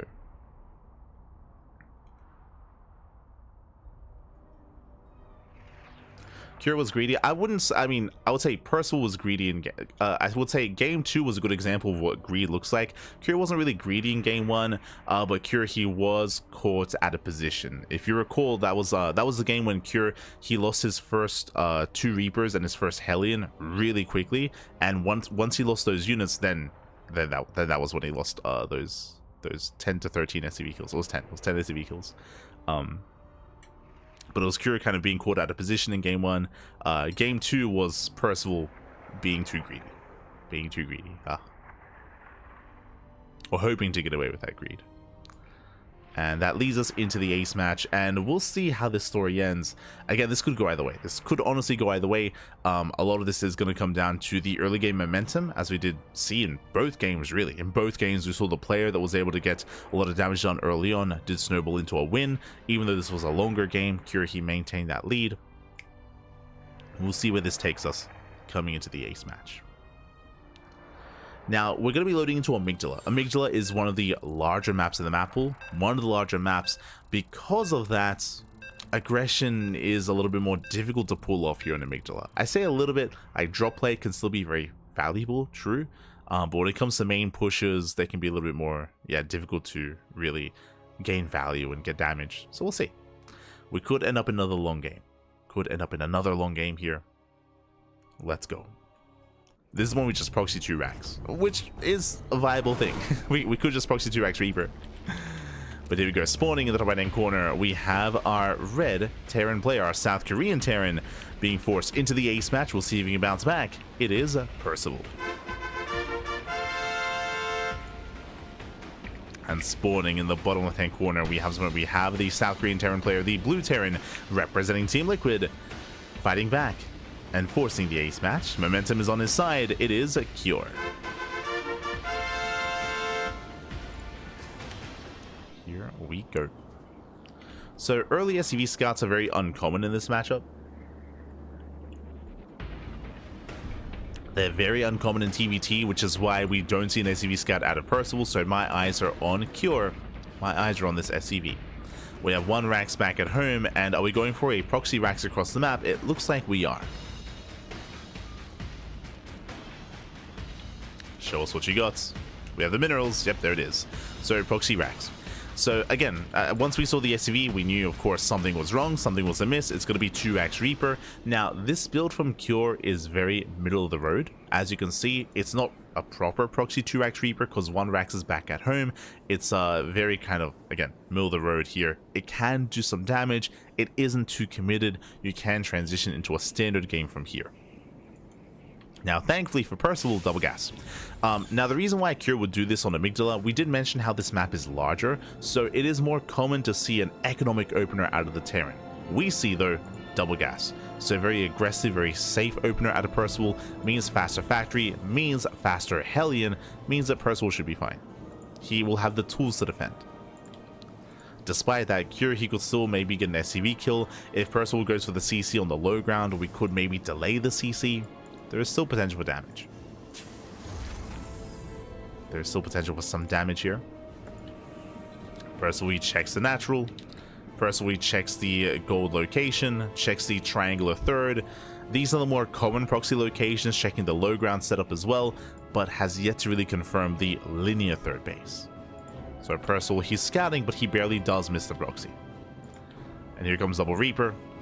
Percival has to be very careful with that. Oh, it gets caught out. Yeah, massive pickup. First Reaper is going to fall. Oh, and that's a brutal start. That's a brutal start. First Reaper falls. SCV goes down. And Percival has to pull the boys. He has to pull the boys here to defend.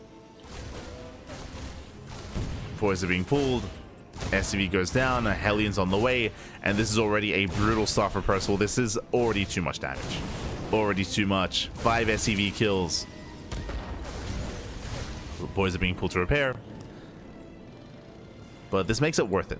Now, bearing in mind that Percival, his CC is still faster than Cure's, but, I mean, now he lost 5 workers. Cure does take a worker lead. He goes back into the main. Percival out of position. More boys being pulled. More boys going down. Does get one of the Reapers. And Percival, he will finally defend, but losing that first Reaper was brutal. It was a brutal start here for Percival. Now, what's surprising to me here is Percival, he shouldn't chase. Oh no, he chased. He's gonna lose everything. Gonna lose the Reapers once again.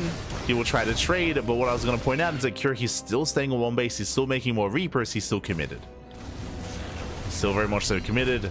And again, Percival, he's just been a little bit too excited, a little bit too cavalier. Needs to be more defensive. And now Cure expands. A little bit off center, so we'll have to float on over. But Cure, the ideal, can he force a cancel?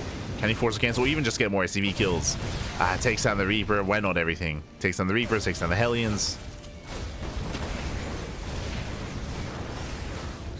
And this is game-ending damage at this point.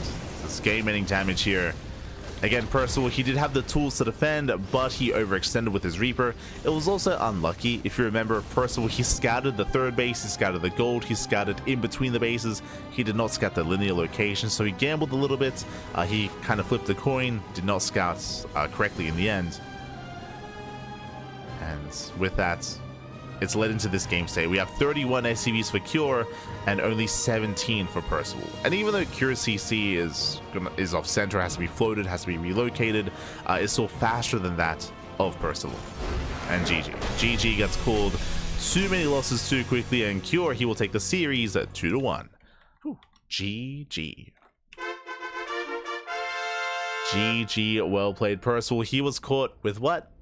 Caught with his pants down. He was caught with his pants down, caught out in the open with his Reaper Hellion in the follow-up as well. He overextended, did bleed out too much. Percival, I'm sure he just assumed that Cure, he was only opening up like maybe 5 Reapers at most and then backing off, or maybe even 3 Reapers.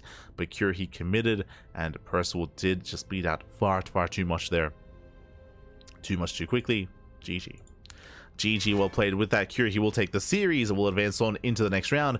But a shout out to Percival, because Percival, he was able to take the first game. He was able to make a series out of this.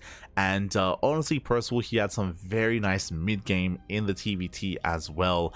Unfortunately, just maybe a little bit too nervous as well in the early game. I mean, we even saw like the more awkward worker split from Percival. With that, Cure does take the series. And now we can take a moment to catch up on the brackets. Let's go. Let us go. As if you recall, once again, it looks like our series took a little bit longer to wrap up, so we know what to jump on, Bobby. our matches have been the longest ones. It looks like the entirety of the second round has concluded. So herO takes down Rebellion 2-0, Classic takes down Bunny 2-1, ByuN takes down Creator 2-1, and Cure takes down Percival 2-1. A lot of ace matches here in the second round, but now we have the semifinals ready for us. Looks like we have a PvP between herO and Classic, and we have a TvT between Cure and ByuN. So regardless, we're going to have a TvP finals, Terran and Protoss, no mirror matchup in the finals. But to confirm that, we do need the mirror matchups in the semifinals instead. So mirror matchups in the semis, and we're getting ready for our next TvT. Now, Cure and ByuN, they often go back and forth. And I actually want to have a look to see what exactly their most recent score is, because I believe ByuN defeated Cure in the Rex March Madness. True. Did defeat him during the Rex March Madness. That was a couple of days ago. In the group stage in Group B. Well, I guess technically, did they play? They didn't play. Yeah, because Shin defeated Cure. They were in the same group, but they didn't play out. Hold on. So I want to see the most recent results. Cure and ByuN.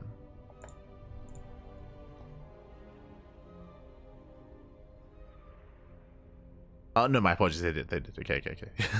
I was trying to remember. They did play.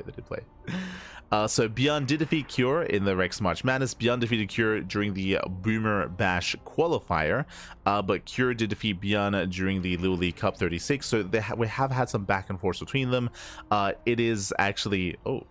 this year, game count 56% in favor of ByuN, so just over 50%. Series score a little bit more in favor of ByuN, but slight favor there for ByuN. But despite that, because that slight favoritism, it does show that they're very close, very back and forth. I would not be surprised if we get an ace match here. Would not be surprised if we see a game 3. Let's go. As vetoes are underway.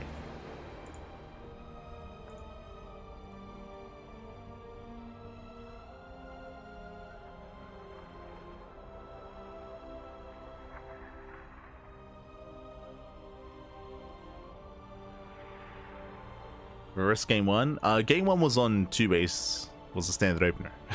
What do you mean? As a reminder, game 1 was a standard opener from our players. But here we go. We're getting into our fresh series. And looks like game 1 is going to be on Amygdala.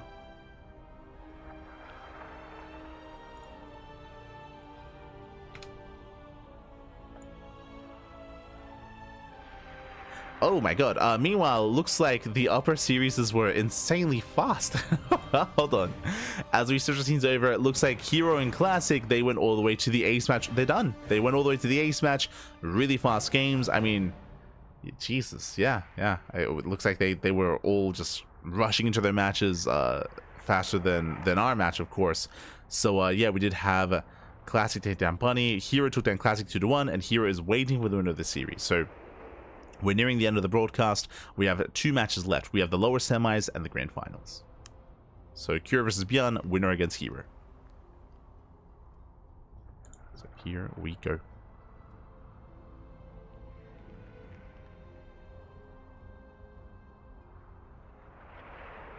Winner does go against herO.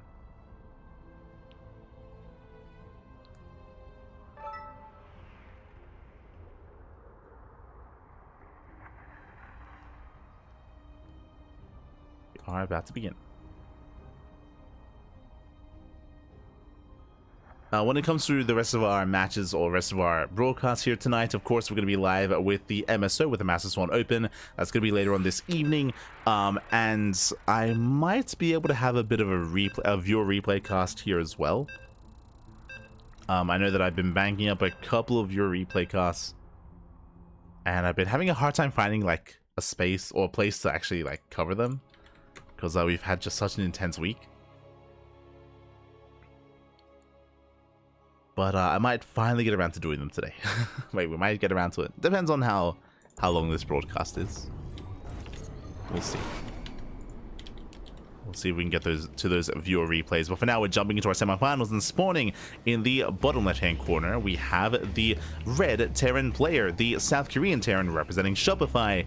It is ByuN. And spawning in the top right-hand corner, we have the blue Terran player representing Team Liquid. It is Cure. Here we go.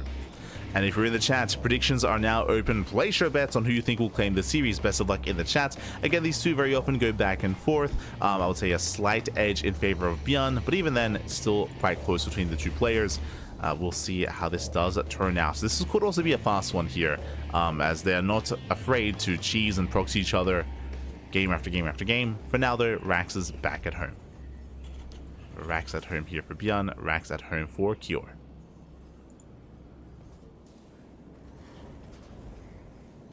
Okay, so already a bit of a variation here. ByuN rushing to his own second gas geyser. So he does take the faster second gas. Cure does not. So this is actually reminiscent to game 1 between Percival and Cure. If you remember, if you were here for it, game 1 in that series was Percival opening up double gas and being the aggressor, and Cure opening up economically and being the defender. Same thing here. Same thing here. We'll see if Cure can actually survive the aggression of ByuN and maintain his economic lead, as he's going for a CC on the low ground. The pressure is going to be on ByuN to get damage done. So we've seen this dynamic before. Have seen it before. As there's that faster factory on the way. Now, as a reminder, this is not an all-in. Technically, this can turn into an all-in. I don't expect that, though. I expect factory into a command center on the low ground for ByuN. Just an aggressive start. We'll move out. Now with this, he may just be scouting for proxies. Yep, he checks his triangular third, checks the low ground location, and should check the linear location as well. Yep, goes for the gold, and checks the linear third. So you can see ByuN being as secure as possible. I'm sure he was watching that last series. I'm sure he saw Cure cheese the hell out of Percival. ByuN's like, nah, not me. You're not gonna catch me out, Pappy. Yeah. So ByuN does check, does confirm, everything is looking normal. And soon ByuN can move out.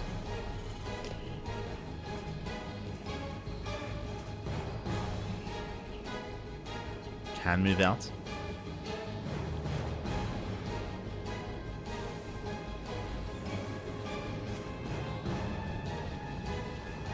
Oh, as we do have a reactored Hellion here out of Cure.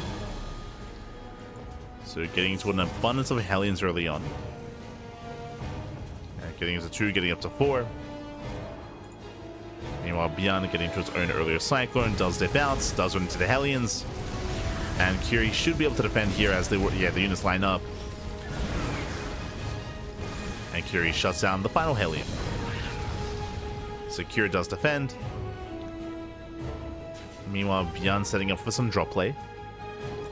Alas, losing the initial Reaper Hellion is going to be brutal. It does take a lot of the firepower away from ByuN early on. So for the most part, Cure should be okay. Cure still making more Hellions. Okay, he's still continuing Hellion production. Getting up to 5. Heads for the mineral line. I mean, he will roast up those SCVs. Getting 2 so far, getting 3. It is going to be a one-way trip. Cyclone will clean this up, but this will delay the drop. That's what's important here. Drop is delayed. And Cure, he's now aware the drop is coming. So Cure, he has time to react, time to respond. Now switching to Marines and to tank production. Tank also on the way for ByuN. Now, because of the faster tech lab, ByuN, he does have a tank lead. I mean, faster factory as well. And it's up in tanks. Hellions once again distracting ByuN. To distract him. Once again going for the mineral line.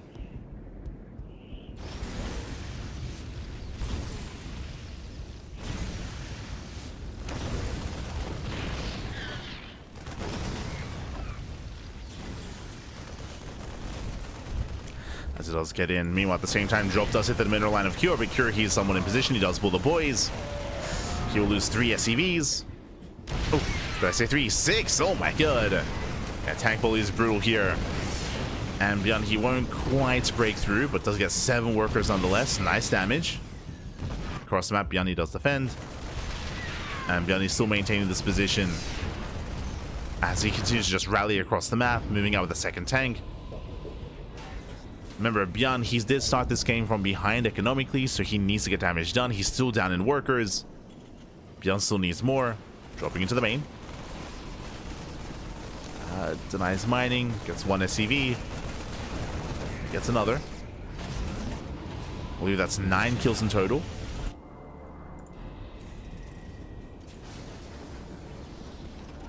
Yeah, does pull out. He pulls out, gets his third base on location. This is a way for him to recover and try to get ahead economically. Dropping on the dropping on the tank. Not quite able to. Cheeky moves out of ByuN. Oh, nice kill on the gas geyser. But he's gonna have to get out of here soon. And disables the dawn of these Ravens.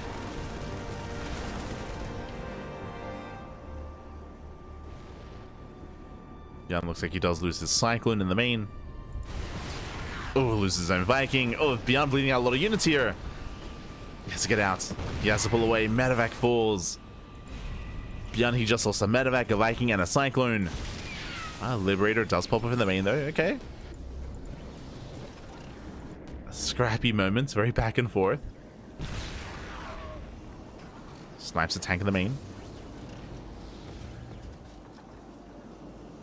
And there we go. ByuN, he finally pulls away. ByuN, he finally does pull back.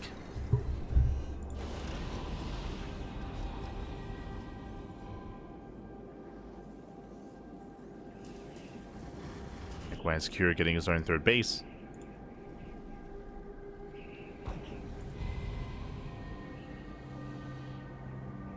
And from here, we need to take stock.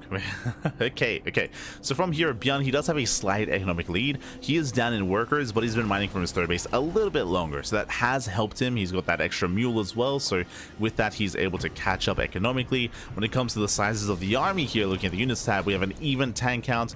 The Raven count is heavily in favor of Cure. Unfortunately, ByuN was unable to snipe any of the Ravens. So this is a very big advantage that Cure has. Ravens, they are just so valuable here in TVT. They can disable tanks, they can anti-armor missile the bio army, they can throw down auto torch to protect their own tanks as well. They're so versatile. So that those Ravens are going to be a big X factor. When it comes to the Vikings, also in favor of Cure. What does ByuN have? And tanks and Marines. He has more Marines, he has more dive potential. ByuN, he does often forego Vikings in favor of Mass Marine. That's like his way of enjoying TVT, and it can work, but it's really risky. Really, it relies quite heavily here on just pulling apart the defending player, catching out tanks, catching out catching out medevacs, catching the army out of position, and going for doom drops as well. That's usually how ByuN enjoys TVT. So a lot of drop play, a lot of doom drops. Meanwhile, Kira is going for a more traditional form of TVT, just bio tank with Raven support into Viking.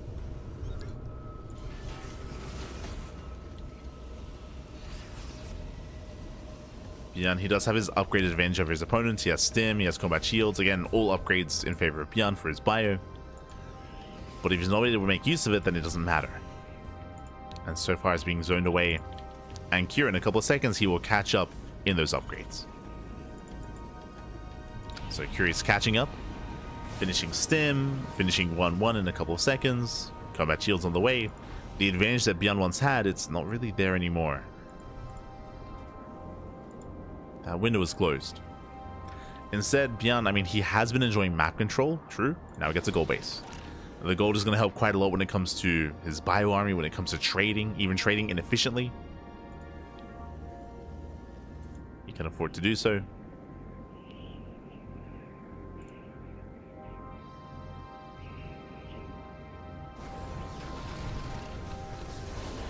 Fourth base not being taken for Cure,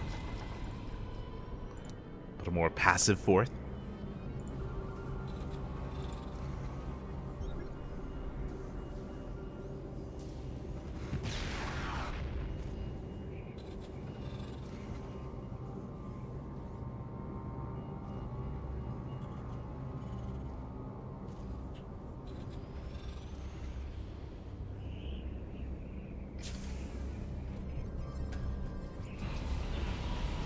ByuN is still being active. No major engagements yet. A lot of this will come down to the positional play of these tanks and the angle of the fight, of the attack. But it's always hard to discount like these Ravens. Like, even though ByuN, technically he's maxed out, right? Technically ByuN has a larger army supply, but Ravens don't care about that supply. Like, so in a head-on fight, I do still favor Cure. We can see though, Cure, he's out of position. He's mainly focused his attention here towards the south side, and ByuN goes for a massive rotation. He's going for the third. Raven's not in position. And ByuN stims. He rushes in. He does go for the scan. Boys are being pulled. And Cure, he's not where he needs to be. Mineral line goes down. And from here, ByuN can pull out. He can pull out, he can pull away. 21 SCV kills. Ravens, they disable one tank, but just the one. And ByuN can just pull out. He can just get the hell out of here. Likewise, Liberator on my hand side, and he is pulling Cure apart. Cure now being dragged over towards the south side. ByuN pushing once again towards the north. Cure trying to keep up. More reinforcements on the way, and this expansion is exposed. Yeah, it is exposed.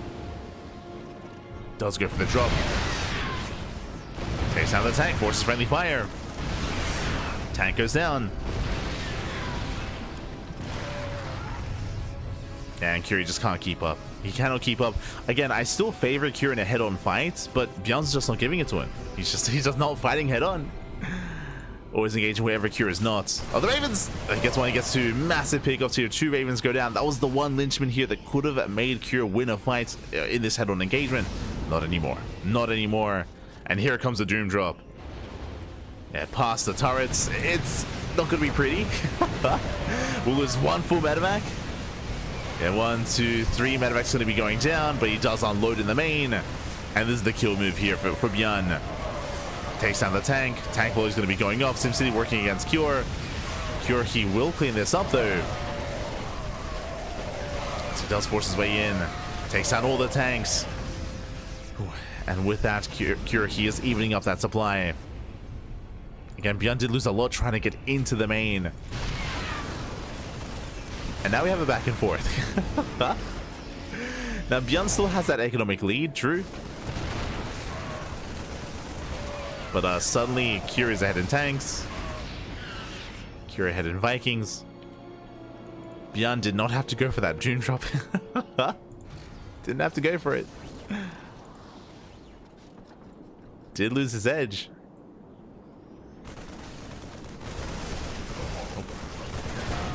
Leaving out another tank.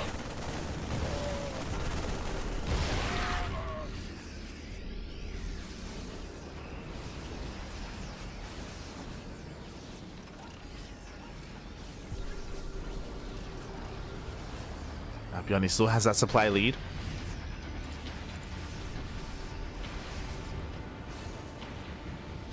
Still has that lead. Still very, very marine oriented.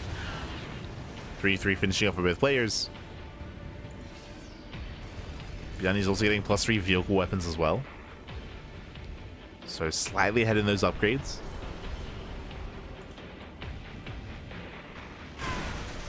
Oof, as ByuN, he will lose his tanks. Nice land with the Vikings. ByuN rotating again. ByuN, he hasn't made a single Viking in a long time, if not at all this game. They're just the one. Just pure marine medevac and tank. Really just marine medevac. That's all that's here.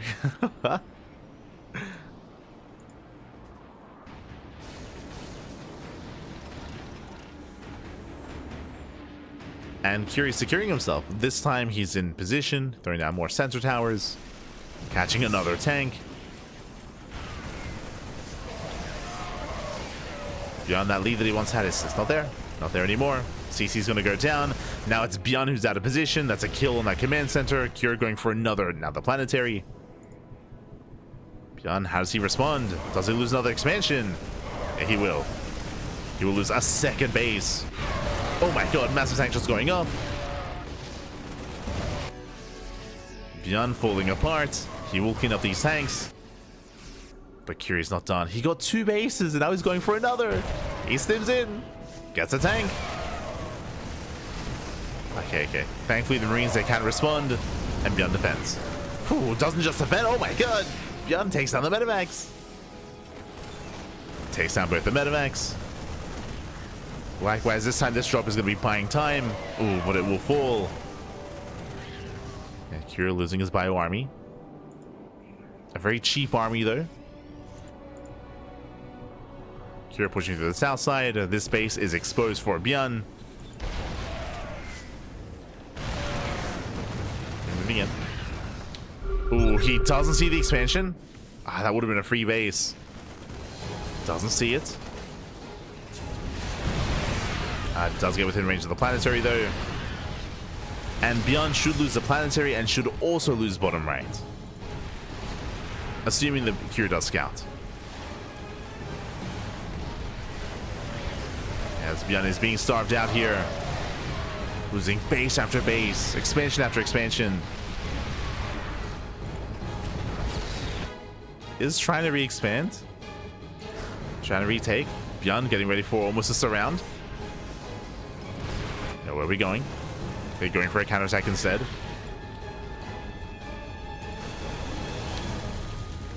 It's going for a counterattack. Kira not at home to defend. ByuN finding some damage here.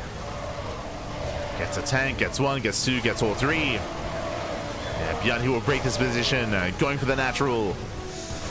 ByuN going right down mid and going to for the heart here of the Terran army for the production. Making his way in, gets the mineral line. SCV's going down. Kira, now he turns around. But he's too late. He's too little too late. As Kira, he will lose the natural and 15, 16, 7, 20 SCVs. 19 even. 19 SCVs go down and ByuN, he pulls out. He pulls out, he gets away.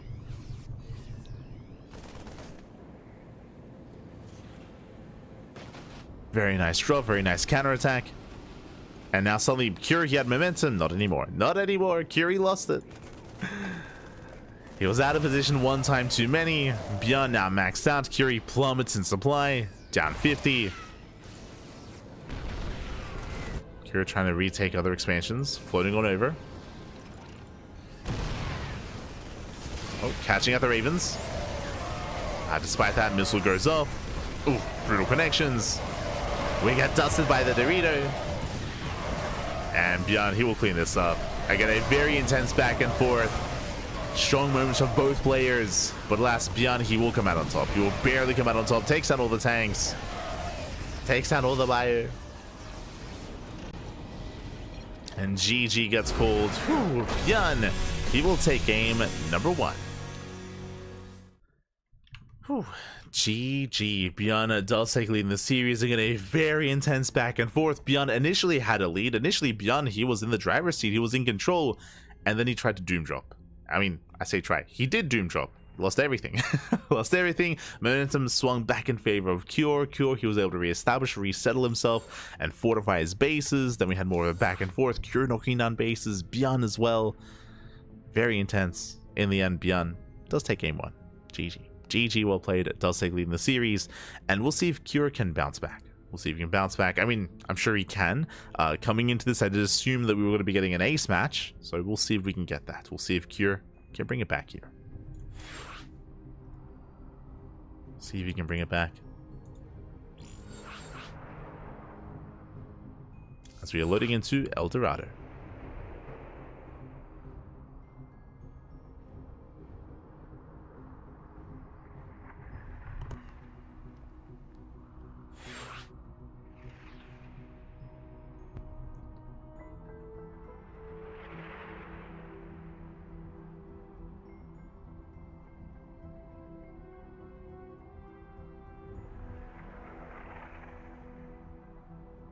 Loading into El Dorado.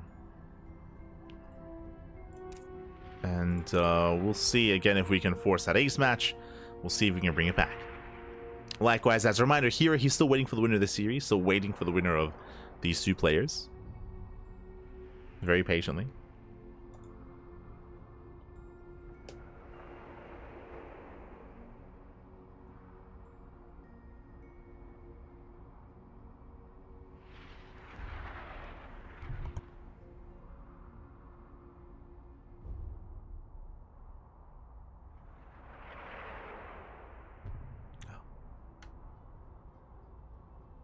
Make sure everyone joins as we jump in.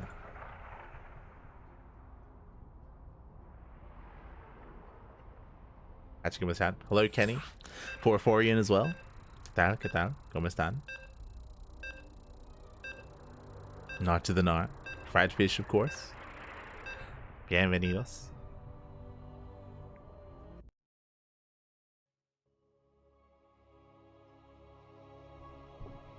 But yeah, before I get ahead of myself, shout out of course to Dave Testa, shout out to Chicken Man, shout out to the people working behind the scenes at the KSL. For those who don't know, this tournament is completely crowdfunded. Exclamation mark KSL in the chat, and you'll get a link to the Patreon for the KSL. It is organized and hosted by Chicken Man and Dave Testa, so they do a lot for the scene, a lot for the community. I mean, in general, a lot of our current events are crowdfunded. I'm referring to KSL, I'm referring to our tournaments, Sparkling Tuna Cup, I'm referring to Duckling Open, Masters 1 Open as well, referring to the Pigsty Festival that had a big crowdfunding initiative, Wardy's events. He also has a Patreon. He also, again, a lot of his monthly events are funded via his Patreon. Likewise, what else am I thinking of? The Monday night weeklies, also funded by the community, and even SEL in a way. So yeah, shout out to the people, shout out to the patrons, as we're getting into Game 2, and spawning in the bottom right hand corner of El Dorado, we have our red Terran player from South Korea representing Shopify, leading the series 1-0. It is ByuN. And spawning in the bottom left hand corner, we have the blue Terran player representing Team Liquid from South Korea. It is Cure. And we do deviate for the first time this series. Cure opening up double gas opener out of Cure, a mirrored build with ByuN, so both players opening up double gas into faster factories, into a more aggressive start. Last game, if you remember, ByuN was the aggressor and Cure was the defender. It was very similar to what happened in game 1 between Cure and Percival, and hey, the aggressor also did win in that first game in both series. Here we'll see if Cure can kind of wrangle map control away from ByuN, as that's what it's going to come down to. Both players fighting for map control. We'll see where it takes us.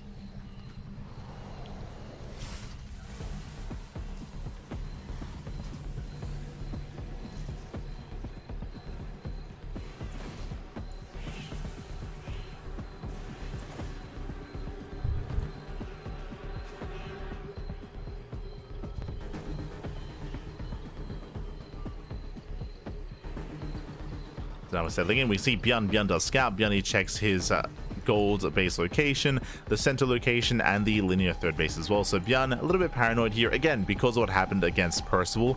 Good reason for ByuN to be paranoid. Does check for proxies. Meanwhile, Cure, he only checks the center location. Doesn't go towards the center. Doesn't go towards the top side. So Cure very confident play. Doesn't bother to fully scout.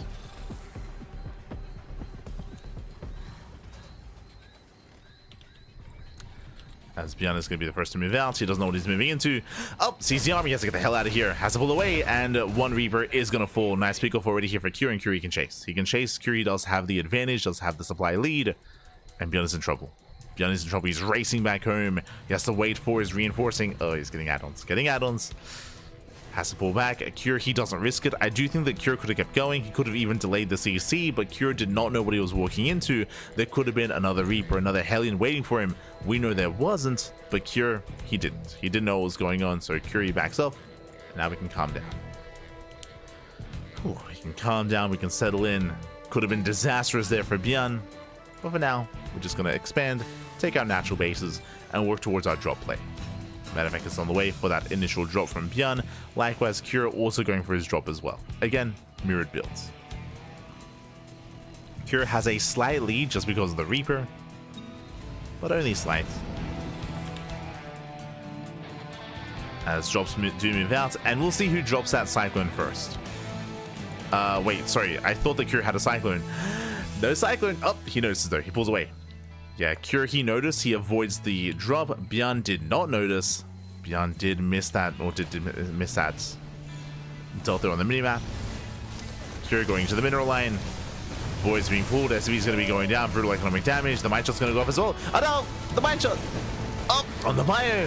Very nice connection. Marines go down. Tank is left. 6 SC vehicles. At the same time, ByuN just get into the mineral line. Likewise, doing some counter damage. But herO will deflect this. He has his own defensive cyclone. And trading 7 for 7. Ooh, tank goes down. Ay, ay, ay. Brutal loss there for ByuN. And herO does take the better trade. Yeah, herO even gets the medevac. Medevac goes down. Not like this. herO gets the medevac, gets a cyclone, and gets a tank. That's what's important. The tank kill was brutal. And with that, herO takes the lead. I mean, ByuN, he is slightly ahead in SCVs, true. I mean, that may be able to make up for that with that slight worker advantage.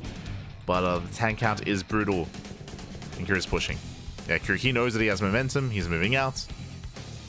herO has that edge. ByuN back at home. He's in trouble. We'll see if he can hold on. Does siege up on the high ground, thankfully. Yeah, tank is revealed. The disable though. Oh wait, sorry, there is no disable. There is no disable. Auto turret goes up. Tank is going to go down. herO breaks through. And what is it to defend? There's nothing. There's nothing to defend. There's 2 Marines in a medevac. Tank is on the way. He needs a couple more seconds. Tank is getting in position. And thankfully, with the help of that tank, ByuN will hold. Yeah, ByuN, he will barely hold on. Whew.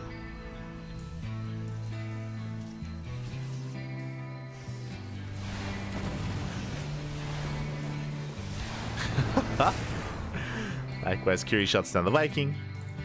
Pulls back, getting a 3rd CC. Likewise, so is ByuN, and then we can calm down. So after that intense aggression, after we deflect each other, worker counts are pretty close. Worker counts are pretty neck and neck. It's the army supply that's the biggest difference here, the biggest deciding factor. Oof. Oh no, as the medevac gets caught. That was a tank as well. So risky here by ByuN. So incredibly risky. This tank did survive, but the tank is out in the open. The tank is trapped. And here comes the main army. And now we have 1 less tank to defend. Now, herO, if he sees a CC, he can force a cancel. Otherwise, he might opt to go for the natural. Yeah, he's going for the natural instead. Goes in the auto turret. Boys are being pulled. Bunker goes down. Does get the bunker. If only he knew the CC is going to finish. Like, canceling that CC would be game. That would be game then and there if he could force a cancel. But he doesn't check.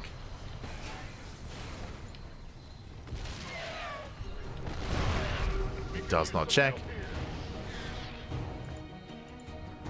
Because ByuN catching reinforcements in the center. Let's go. And herO pulls away. He pulls away. He doesn't check. He doesn't check. He doesn't see the 3rd base. ByuN, he gets away with it. Very risky move there by ByuN. Trades 1 for 1.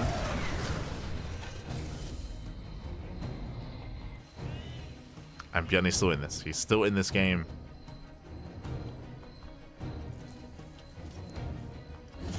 Despite the losses, he gets away with the base on location. herO just now taking his own CC.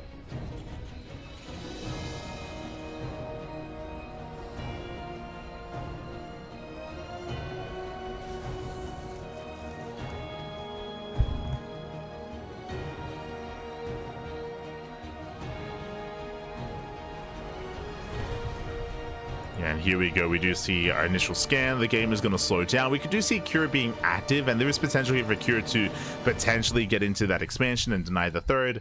There's still potential. herO still has a larger army. herO, he's up in tanks. Even on Vikings, he has the Raven. No disable. herO making his way over. ByuN, likewise, Vikings not in position to defend. He's going for his own counterattack instead. Yeah, boys being pulled away. 3rd base is denied. But it should survive.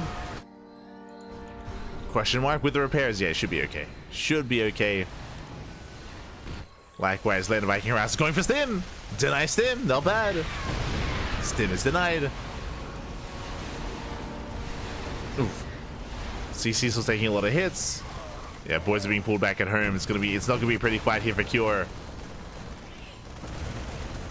Oh my god. As Curious breaks through that natural back across the map. As we mentioned, it's going to be 11 SCV kills. Liberator has arrived.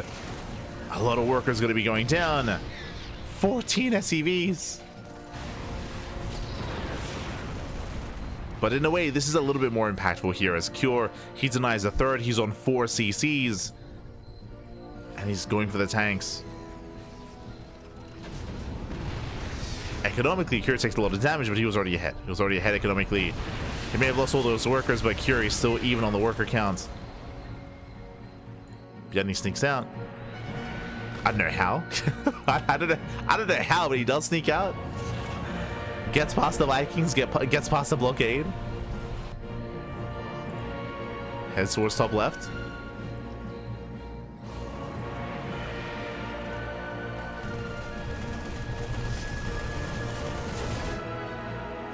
Cure forced to lift. Forced to try to respond. Remember, Cure does not have stim. Have 1-1 though. As a CC should survive. Yeah, barely. Meanwhile, ByuN, let's go, goes for the gold. Also a base that can be abused, if Cure was aware. Oh. Yeah, this is not going to be pretty. Cure, he just tried to break through this. Vikings, they land. He does take down 3 of those tanks. Not the cleanest trade. Losing all the Vikings. And ByuN stims down. He stims down. He cleans this up completely. Yeah, Cure overextends. And Cure, he doesn't deny the gold.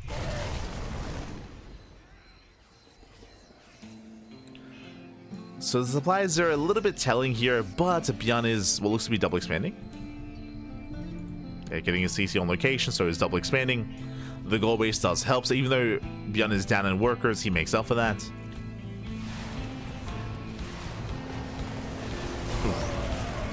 Tells us a full medevac though. ByuN, you're not helping. Tells us a full medevac.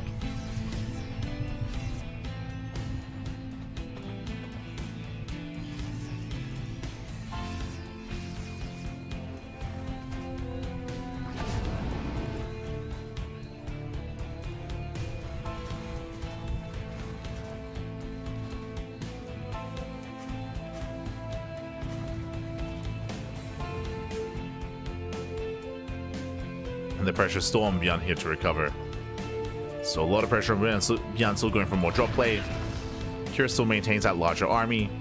Sure, ByuN is recovering with the gold base, that is true, but he's still in the process of recovering. He's still on the way. Still getting there.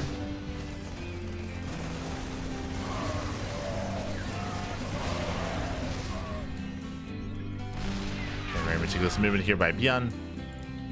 Cure coming with his drop. Does hit the third.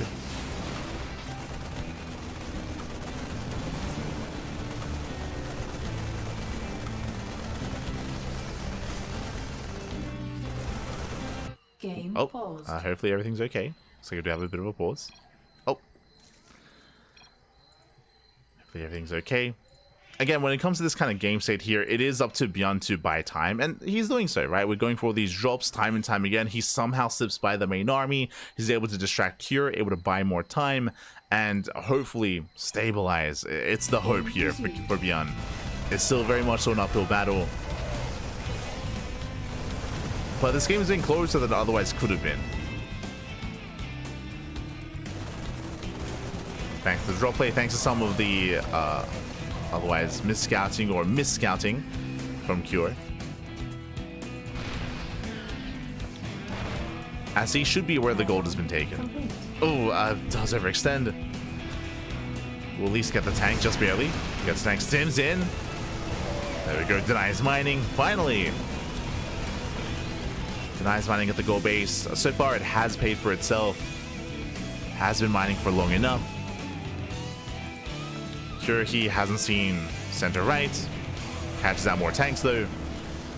Nice pickups.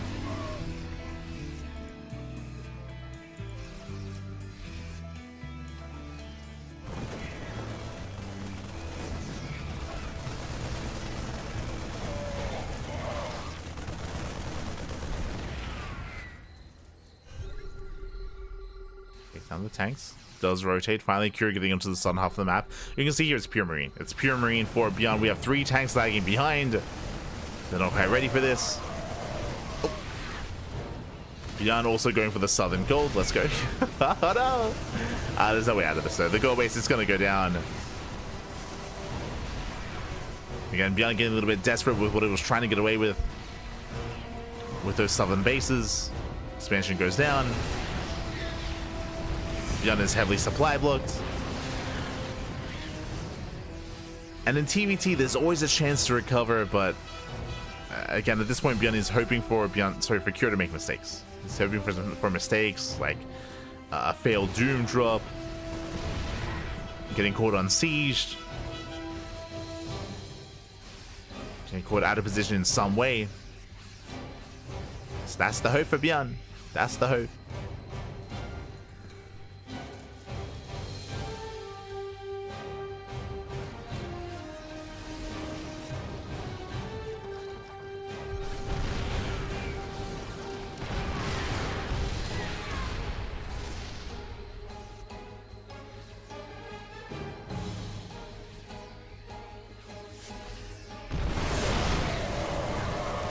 So we do see ByuN catching other tanks. Not bad. Okay. The Mass Marine. Hey, it works. But you know what? We have a second army. We have a second army coming in. He dealt with a portion of the army, but really that was only a portion. Cure comes in for the kill. GG. GG, well played. Cure ties up the series 1-1. We are going to the ace match. Going to the ace match here again. Cure did find himself with a very nice lead, with a very nice advantage when it came to his initial early game. If you remember, he was able to pick off early tanks, pick off early Reapers. He was able to gain momentum and take an army lead and contain ByuN. There was a really nice moment when ByuN took his third. If you remember, there was that moment where Cure was knocking down that front door, but behind the main army of Cure, there was a third CC building up, and ByuN got away with it. He got away with that base, and that allowed ByuN to stay in the game, but wasn't quite able to recover from those losses, from the earlier lost units, the earlier lost SCVs. Like, Cure was ahead for most of this game, if not the majority of this game. And the pressure was on ByuN for a lot of that to recover, and didn't quite get there. Didn't quite get there in the end. And with that, we're going to the ace match. We're going all the way to game number 3. Let's go. Game 3 is going to be on Ultra Love. And coming into the ace match here, I mean, actually every series we've casted here tonight has gone to the ace match. Let's go. Every single one has gone to game 3.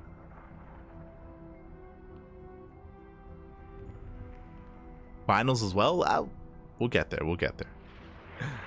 As we are still to determine the final player to face up against herO.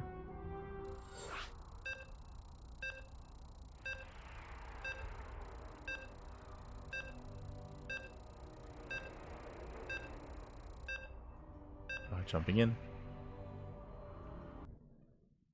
Let's go.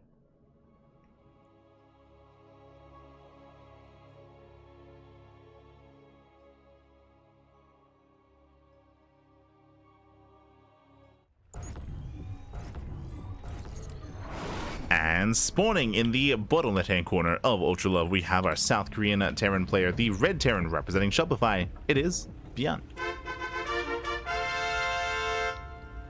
And spawning in the top right-hand corner, we have the other South Korean Terran player, the Blue Terran, representing Team Liquid. It is Cure. Ooh, and do you see what I see? I see an SCV moving out across the map. Both SCVs, they do come across each other. And if you notice what Cure was actually rallied here towards the linear third base location for a proxy. Likewise, ByuN, the proxies are denied. They were both going to proxy each other. They both scout each other, and they both had to back off. You can see, Cure, he's checking for where the SCV was headed, and ByuN has to turn around.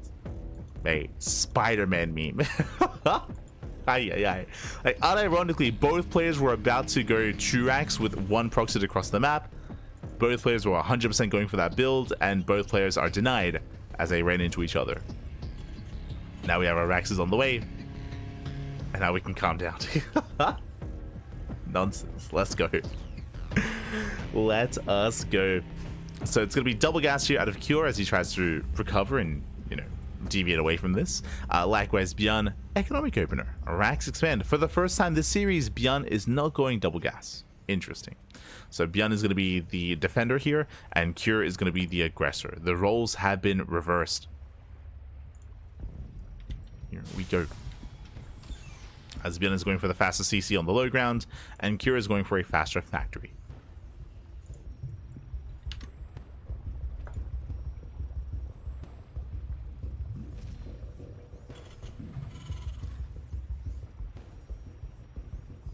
If only ByuN had a Valkyrie, he'd know how to handle a bunch of mass Vikings. True, true.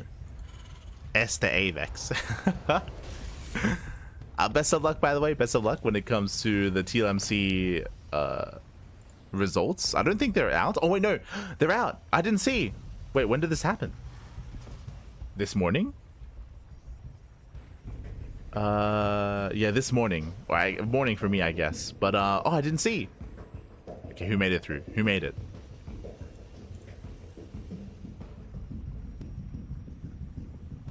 I'm getting a little bit distracted.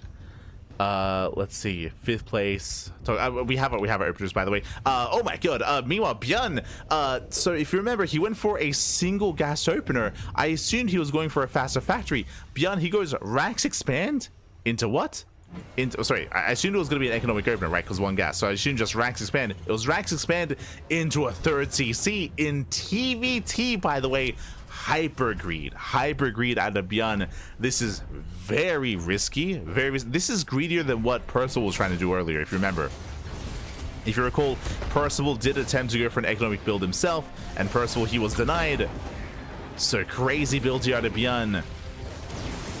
We'll see if he can get away with it. Remember, Cure, he went for a delayed CC. Cure was the one that went for the faster factory, and Cure, he should be the aggressor here. ByuN just threw away his first 2 Reapers. Cure should feel confident moving out, and we'll see what Cure can get done. We'll see if Cure can scout this. That's what's important.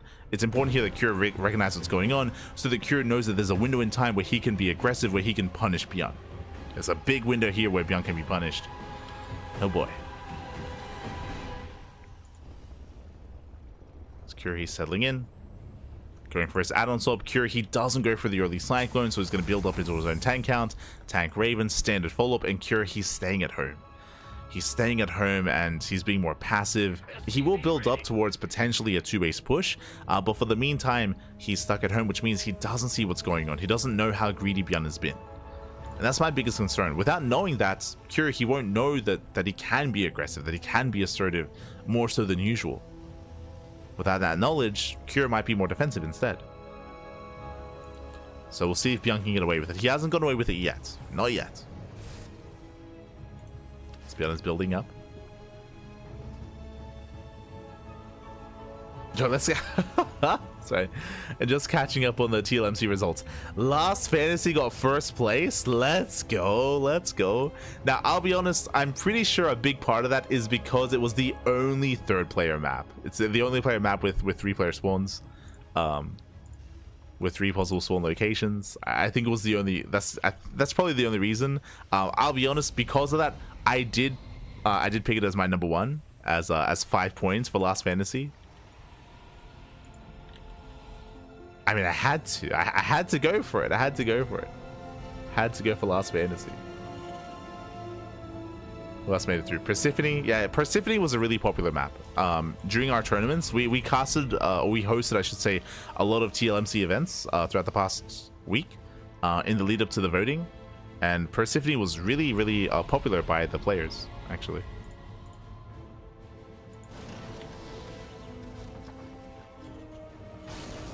There we go. ByuN is pushing. ByuN is moving out. Oh, sorry, ByuN. Cure is moving out.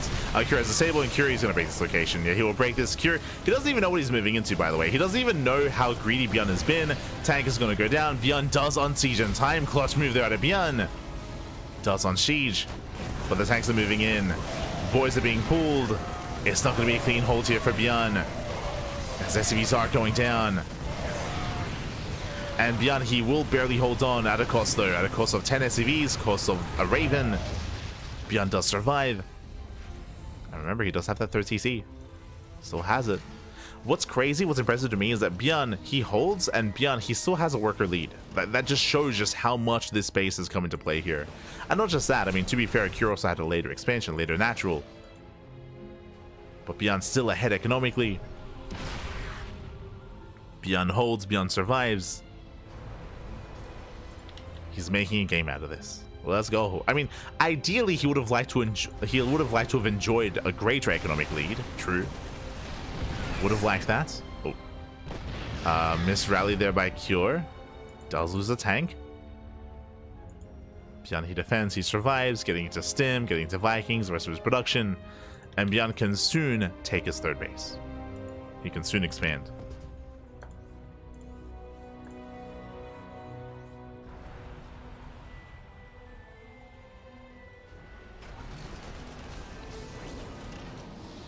Morning-ish, afternoon. Wait, yesterday? Yeah.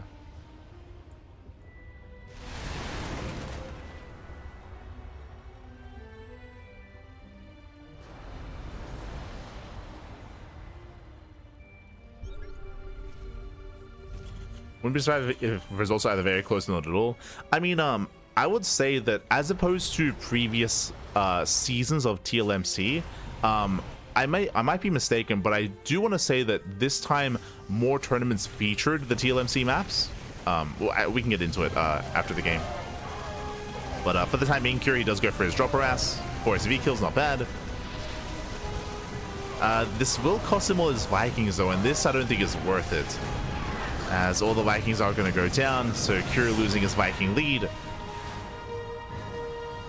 Does get another 9 SCV kills though. Curie does take a worker advantage. Behind this, Cure down to 1 Viking. He's also down in tanks. He's down in Vikings, down in tanks, down in bio. The army supply is in favor of ByuN. Now is ByuN's time to shine. Now it's his time. Oh, that speaks too soon. Doesn't lose his Raven. Doesn't lose the Raven. ByuN is counterattacking. Does want to get surrounded. So far, nice disable. Takes out one of the tanks. There's still a nice spread of tanks here though for Cure. Ooh, full medevac goes down. And ByuN goes for it. He goes for it. He takes out the first 2 tanks, going for the 3rd CC. At the same time, Cure going for a counterattack, getting more workers across the map. Doing what he can. But Curie backs off. Curie pulls away. And with that, ByuN gets 14 SCV kills. He contains Cure on 2 bases. ByuN has his 3rd. So far, still up and running. And ByuN wants more. Yeah, he wants more. There's only 1 tank, and ByuN breaks through that defensive line. Curie doesn't have much left for him to defend. He has 1 tank. The points are being pulled. Vikings, they land. More SCV is going to be falling. And ByuN is so close to breaking Cure here and now. Still rallying, still pushing in. Again, because there's only 1 tank, we could just unsiege. Yeah. We have the mass on siege. ByuN is going for the kill. He's going for it. And he's going to get it as well. GG gets called. Cure, he cannot survive the counterattack, and ByuN will take the series 2-1, advancing on to the grand finals. GG. Whew. GG, well played. ByuN, he will claim it. He will take the series. Congratulations. Again, ByuN with a very greedy build here, rushing into a 3rd CC. He did get away with it. Remember, Cure, he never scattered. Cure did go for a push, but he did not do enough damage. What was impressive was that even though he killed, 11 plus SCVs, that was not enough to actually get an economic lead. ByuN was still ahead with when it came to the worker count, got his 3rd base up and running, and ByuN, he snowballed out of control. GG. GG, well played. ByuN does take it. That leads us into the grand finals. Let's go.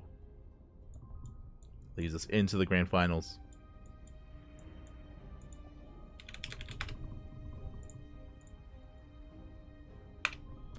And it's going to be a TVP here between ByuN and herO. Let's go. Let us go. Just catching up in the chat.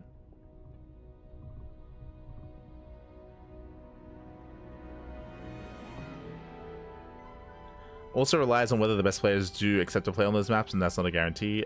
Kind of. Kind of. There was 1 Zerg in TLMC, which is really bad for future prospects. So much lost data. I would agree with that. Kind of.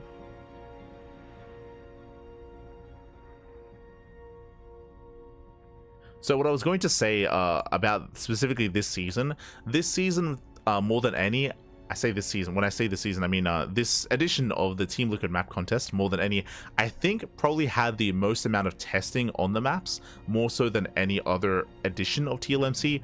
What I mean by that is that typically, and I could be mistaken, but from my memory, from my recollection, in the past, we would only have the Team Liquid map contest tournament. It'd only be the tournament that was really had all of its eyes on it. And that would, of course, feature the maps. But because right now the Open Cups are run by community members, whether it's ourselves, whether it's Dave, Chicken Man, whether it's TKL as well over in the European region, whether it's Wardy, we all actually incorporated the TLMC maps into the into our tournament map pools for 2 weeks. For 2 weeks leading up to the voting period. So even more tournaments were forcing the TLMC maps, and we had even more games played. So I'm pretty sure, again, this edition of TLMC had more eyes on new maps, had more players playing on the new maps, and had more data as a result, more so than just typically one tournament. It was Sparkling Tuna Cup, Tenacious Total Tussle, the Monday Night Weeklies, even Wardy TV Monday as well, and not KSL, not Pigasaur Monday, not those two, but like all the others did. I think we even had purely TLMC maps as well. We had 2 weeks because it was 16 maps. We had 8 maps for 1 week and 8 maps on the other week, and we also forced starting maps. So we forced players to play on maps that they otherwise weren't picking. So I would say that because of that, I wouldn't even be surprised if we had more voters than previously, just because there were more eyes on it. And we were also doing our best to make sure, like, at the end of every broadcast, at the end of every stream, to remind people to vote, right? To remind our audiences to vote for the TLMC.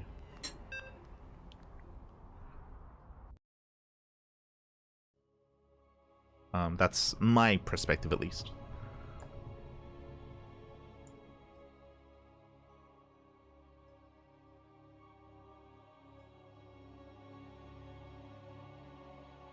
Which I was really happy with. I mean, that's one of the positives of the fact that right now, instead of during the off season, because there are no ESL Open Cups, we have a lot more control over what maps are played, and even on whether or not we play on certain patches as well. As a reminder, 100% I can say this for certain. I'm on the fence about TLMC because I don't really recall 100% if there were other tournaments that used to use TLMC maps whenever TLMC voting was open in years past. I'm pretty sure they weren't. I'm pretty sure they weren't. I'm pretty sure it was only the TLMC main event.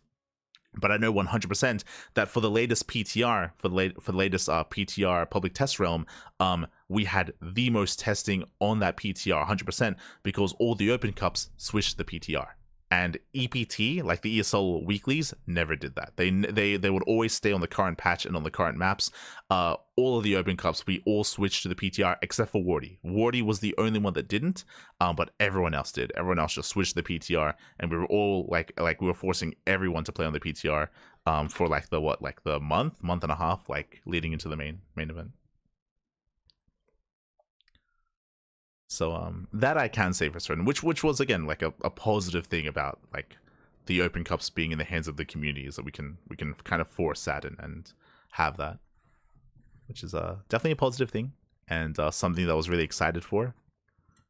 I can also say that right now there's a lot of discussion amongst the tournament organizers about adding TLMC map 20 maps to the current tournament pool as well. I know that we've already done it. I know that we've done it.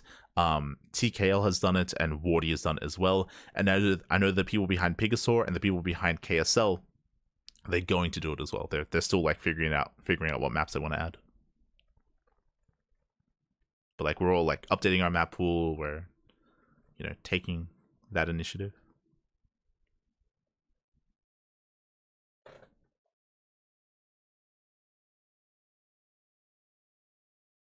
This is back in 2015, 2016 was when the Dream pool was so bad in the base trade. Wanted to swap out maps for community maps. Yeah.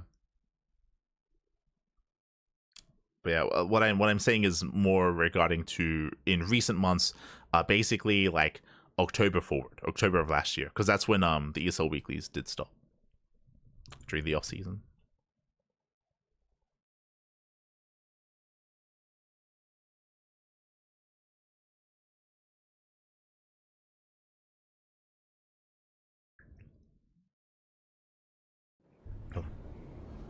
Here we go.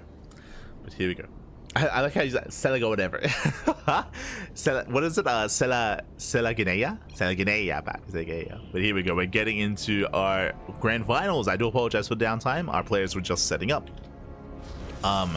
We might restart. Looks like Steadfast did lag out of the game. But I don't know if we have communication with our players, so never mind. Spawning. Oh. Maybe.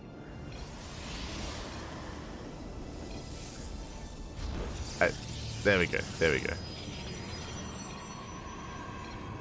Please. Oh. There we go. There we go. Okay. We're gonna be restarting. Restart. We'll drag Steadfast in. Selganea, yeah. Okay. And I say Selganea just because I'm used to pronouncing double L that way, but it could be Selganella, I guess. I don't know. Maybe.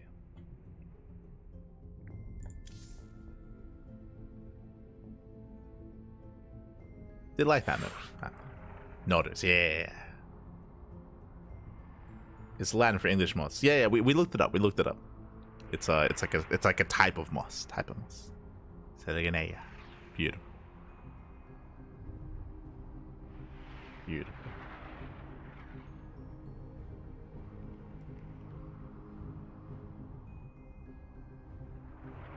But yeah, when it came to TLMC and when it came to the PTR as well, like we're like as tournament organizers, we are doing our best to, in unison, like do our best to do what's best for the scene in the sense of like testing on those maps and going for the PTR and forcing players to play on these things. We're doing our best, doing what we can. More so than in previous years, which is nice.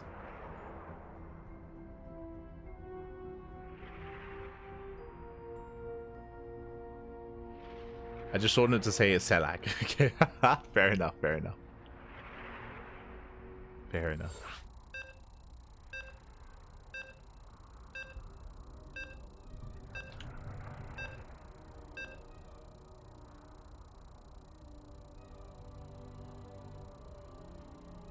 Here we go. We're getting into our grand finals. Again, we did have a bit of a delayed start, but hopefully we're able to get all the casters involved this time. Hopefully no disconnects. Steadfast. To NA internet. Smurge. But we're getting into our fresh best of 5. Into our grand finals of this week's KSL, the Korean StarCraft League, week number 71. And if you want to support the KSL, you know what we have? Exclamation mark KSL in the chat.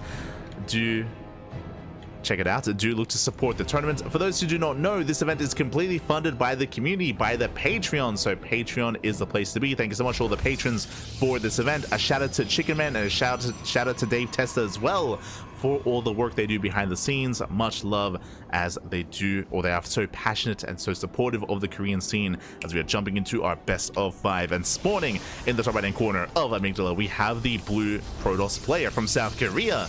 It is herO. And spawning in the bottom left-hand corner, we have the red Terran player, also from South Korea, representing Shopify. It is ByuN. And spawning, oh, and if you're in the chat, you know what time it is. It is Gamba time. Predictions are open.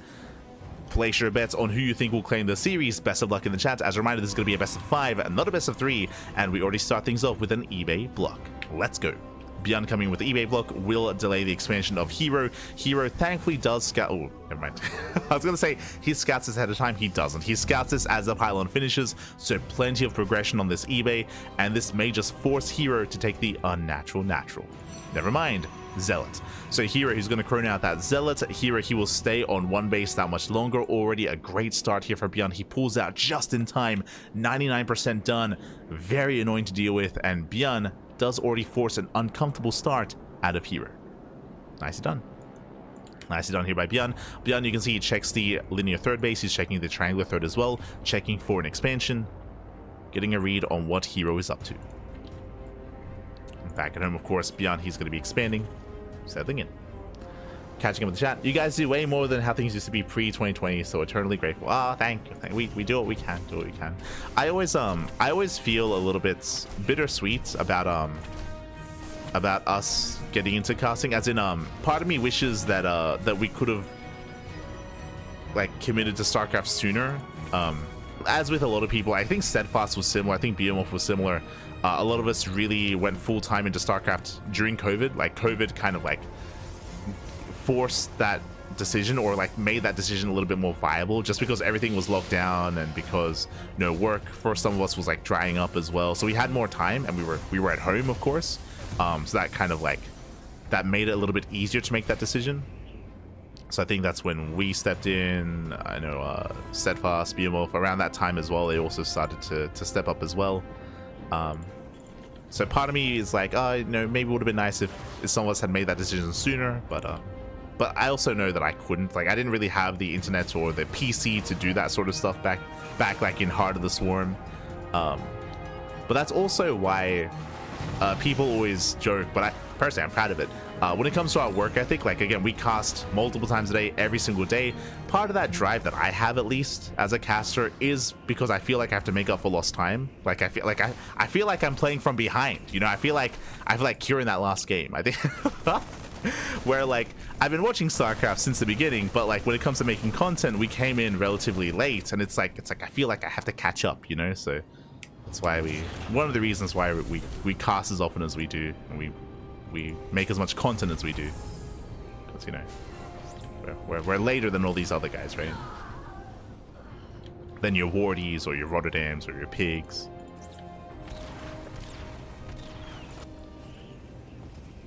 Oh. Now they're gonna be settling in again. herO does eventually take his natural, does eventually take his expansion. Likewise, going to be a Blink follow-up. So Stargate Opener out of here. Oh no, the Stargate Opener. Oracle does get caught out. Very nice catch by ByuN. And here, this is a rough start. A very rough start. Late expansion. The opener as well didn't lead to anything. I mean, he does have one more Oracle on the map, but this Stargate Opener has led to nothing so far. Here, he needs to gain some value.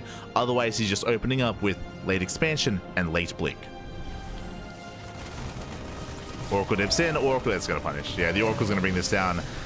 Sorry, the Cyclone's going to bring down the Oracles, what I meant to say. So far, 2 SCV kills, not worth it. herO, he gets shut down. Nice. Stasis across the map will delay the drop, and herO will hold. But the shield battery still in the way. And ByuN, he doesn't back off, getting as much value as he can. Pokes in, going for the shield battery. Taking a lot of hits. Stasis trap is about to run out. And ByuN, he's rallying. ByuN, he's rallying across. He knows he has momentum. And he wants to keep going. He wants to break herO now. He's so close. Second Cyclone has arrived. Shield battery out of energy. There's the energy overcharge. Stalker goes down. He gets one. He gets two. And he has too much. He has too much. herO, he's being broken. herO trying to hold on. Struggling to. Boys are being pulled. Another Stalker falls down to 3. Down to 3 Stalkers left. Oh my god. Takes down one of the Cyclones. Down to 2 Stalkers. And this is too much. This is too much already. 8 probe kills. And counting. Vikings, they do rally in. Another Stalker goes down. Hoping on the micro, the pickup. He's crazy. ByuN saves a Cyclone. 1 HP. Finally, it goes down after 14 probe kills. And even though herO holds on, that is insane damage. And ByuN, he's not done. He gets another probe. Can he get another? Not quite. Not quite, but 15 worker kills. 15 workers, 7 Stalkers, both Oracles. Blink is finally done for herO. And ByuN is on crippling damage. Back at home, all he has to do is survive. Just survive the counterattack, survive and defend against the potential 2-base all-in. I say 2-base all-in because herO, he is far behind. He's moving out, fanning out his Stalkers. And ByuN so far, he's in position, he's secure. He's got his tanks, he's got his bunker. There's a lot of pressure here on herO. Does blink in. Tank volley going off. herO, he gets shut down instantly. He will at least get the depot. True. Does get the depot. And that's something, but not enough. Not enough for herO. Rotates to the low ground. Bunkers in position. herO getting his 3rd base.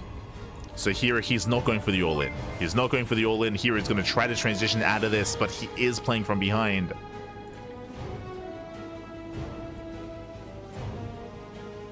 I mean, well, big shout out to Peanut Butter Jesus. God, baby God, thank you so much. Thank you so much for subscribing for 3 months. Thank you. Do appreciate it. Thank you, baby. Thank you. Thank you for the support. Hope you enjoy the casting. Hope you enjoy the content. Hope you enjoy the StarCraft. Thank you so much. As you've made it here in time for the finals. For the grand finals here of this week's KSL. And so far, ByuN, he's popping off. He's popping off. herO trying to hunt down that medevac. Boost is on cooldown. Not available. Medevac goes down. Nice pickup. Very nice catch here from herO. Takes down a full medevac. Doesn't lose anything. And this is what herO needs. herO, he needs to catch these medevacs, these ravens. Needs these small wins here and there. Guys, these small wins are nice, but here comes the main army, and this looks terrifying. ByuN is pushing. He's got 3 tanks, Mass Marauder. He has the Raven full of energy. He can auto turret. He can throw down the anti-armor missile as well. Things are looking bleak for herO. It was just a very rough start. And ByuN is stimming in. There's a stim. Missile goes up. Charge, they do what they can. But there's no engaging into this army. Yeah, no shot. herO tries to come in from behind. He gets denied. Massive tank shots going off on the Zealots. Oh, he goes to the flank. Oh my god, into the winter mines. And herO, he will lose everything. He will lose the army. Gets 1 tank. Brings down 1 tank, but only 1. And ByuN, he snowballs out of control. He snowballs out of control. He breaks down the 3rd base. GG gets called, and ByuN takes game number 1. Whew. GG. GG, well played. ByuN does take a lead here in the series. Again, a very strong start. It was just a very shaky opener for herO. As a reminder, winding it back, what happened at the start of the game? 1, we had the eBay block. eBay block was at almost full production as well. Full progress, that's it. Alas, that did delay the expansion. herO, he went for a Stargate opener, and what happened? herO, he lost both oracles. He lost both oracles at the start of the game. He got 1 SCV. He got 1 SCV. He got a handful of Marines. It was not worth it whatsoever. Because of that, momentum was on ByuN's side. After those 2 oracles went down, he sent everything across the map. And because of the lackluster start, herO couldn't defend. He could not defend. He could not survive it.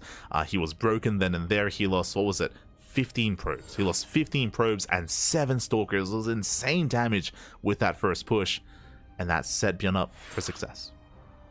Did set him up, did it take the win from there. We saw that herO, he was trying to recover, but it was just too much. It was just too much of a deficit, and with that, ByuN does start off with that lead. GG. GG, well played. Yo, shout out to Melting Grain in the chat. God, baby God, thank you so much. Thank you so much for the Twitch Prime. I do appreciate the support. Thank you so much. Hope you enjoy the content. Hope you enjoy the casting. Hope you enjoy the StarCraft. Thank you. Thank you so much for the Twitch Prime. Again, if you're subscribed, you can join us on Discord, !Discord in the chat. And you will get a link to our server. We do provide replay packs to our subscribers, and you also, of course, gain emotes on Twitch as well. So you have those emotes. Ah, they're beautiful, man. They're beautiful. Ah, the ducks. So you can enjoy that if you wish. Otherwise, thank you. Thank you for the support. We're now getting into game number 2. Game 2 is going to be on Whispers of Gold. Whispers of Gold, of course, is the smallest map in the map pool. Very short rush distance by ground. Aggression is favored on this map. The 3rd base and the 4th base are more exposed. So a very difficult map to beat the defender on. We'll see how aggressive both ByuN and herO are going to be. Bearing in mind that herO, he wasn't really able to play his game last game. Like herO, he typically thrives in the mid game. He thrives with a solid economy, with his control, with his blink micro. Arguably, herO has the best control in the world. herO, he's insane. There's a reason why he's the best Protoss player, one of the best Protoss players in the world, alongside Max. But he wasn't able to really showcase that in game 1. Here in game 2, I can feel it. herO coming into game 2. I'm sure he does. Oh, he's burning to bounce back.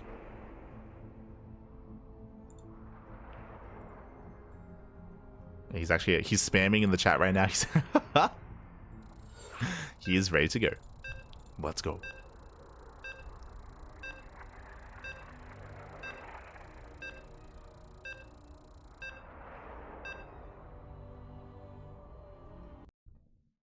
So we are loading into game 2. Now, I don't expect ByuN to go for another eBay block. Don't expect that at least, but double gas for sure. We could even see herO go for his own proxy instead. We'll see.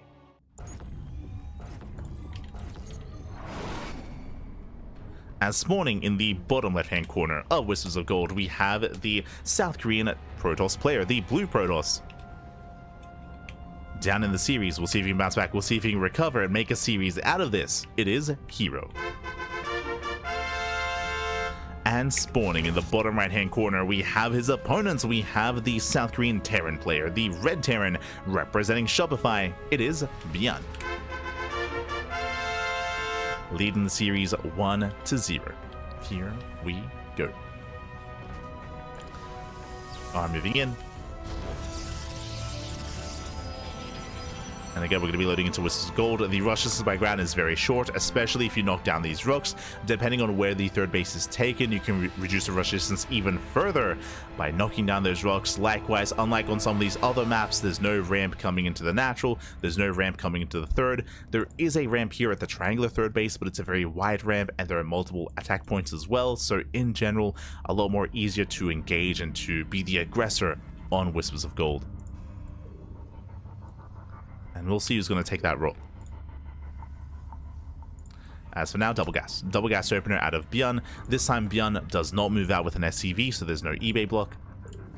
Again, typically it's unwise to go for that multiple games in a row in a series, especially at this level. So ByuN opening up double gas into Reaper into faster factory. So a much more aggressive start here by ByuN. Likewise, herO will keep an eye on him. As a reminder, last game herO did open Stargate, did fall on his face, trying to open up Stargate. We could open Stargate again. I would recommend against it. On these smaller maps, it is more difficult to get away with Stargate play. Stargate play does leave you very vulnerable early on, I mean, as we saw in the last game, so it is very difficult to get away with that on these more aggressive maps. We'll see if he does open Twilight Council, Robo, or if he still goes Stargate nonetheless.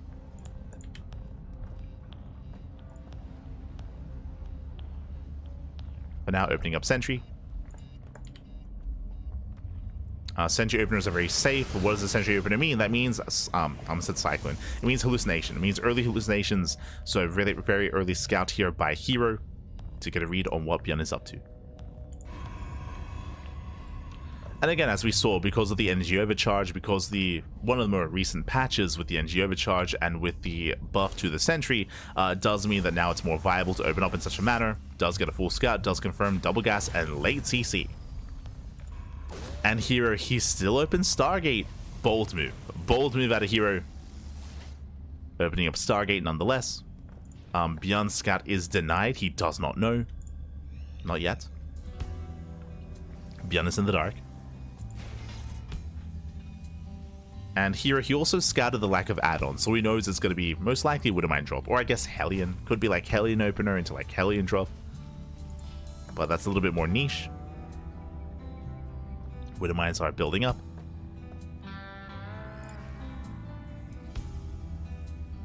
And ByuN, he will soon move out. Now, overall, I would say that herO is going to be in a bad position. He denies the Reaper Scout. More importantly, this Widowmine drop is designed to do some economic damage, but not much more than that. This is not designed to punish a greedy player or break an opponent early on.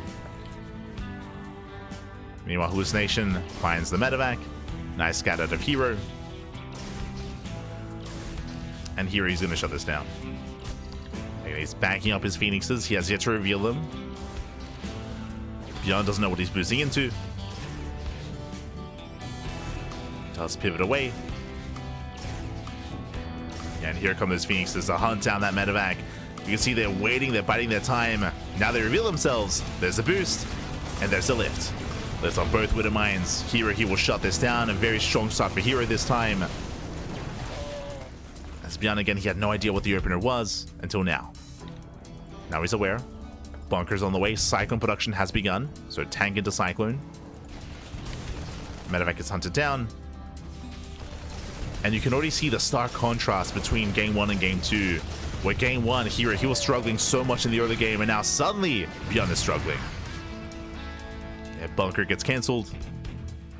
herO gains map control. He's now switching up. Forge, Twilight Council into charge. into a third Nexus.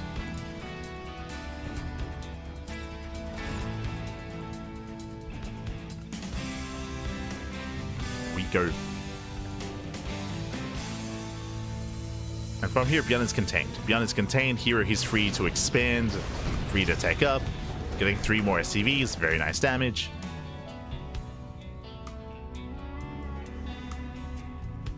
Here, he's all over ByuN. Scouts the main production.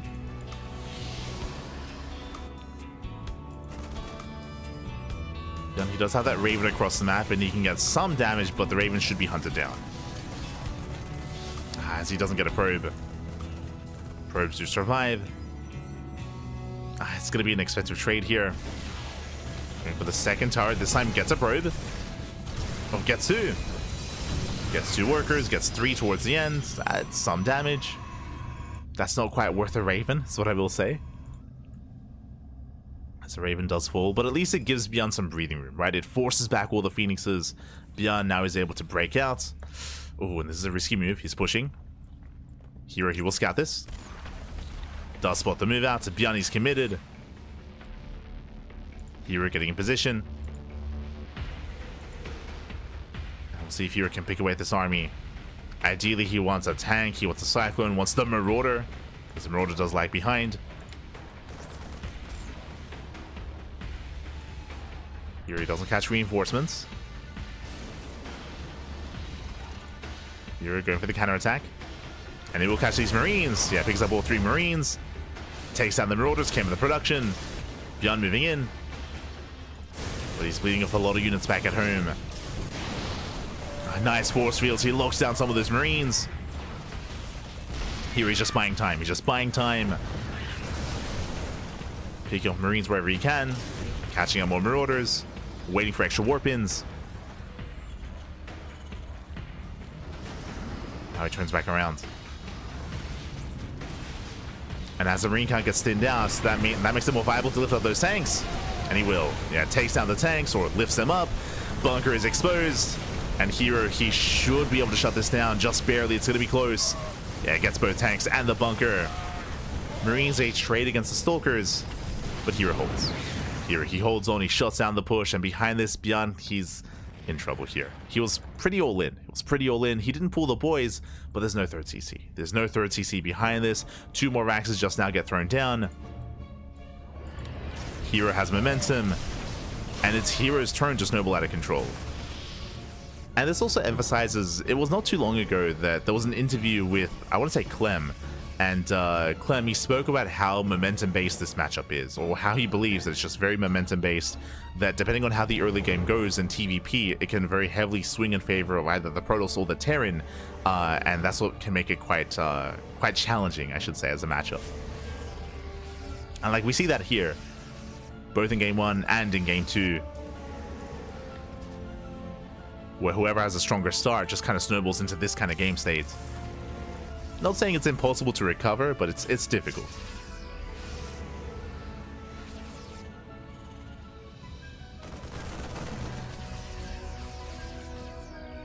It's difficult.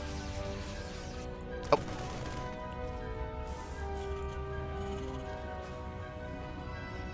As ByuN, he has amassed a pretty formidable force. herO, he's getting a 4th expansion. Likewise, here is taking up, not just from charge, but now into Blink Stalkers, +2, and more importantly, splash damage. Storm is on the way. And Storm is something that ByuN isn't quite ready for. ByuN now getting a 3rd CC, taking up into Ghosts. And given time, ByuN, he will get into that Ghost production.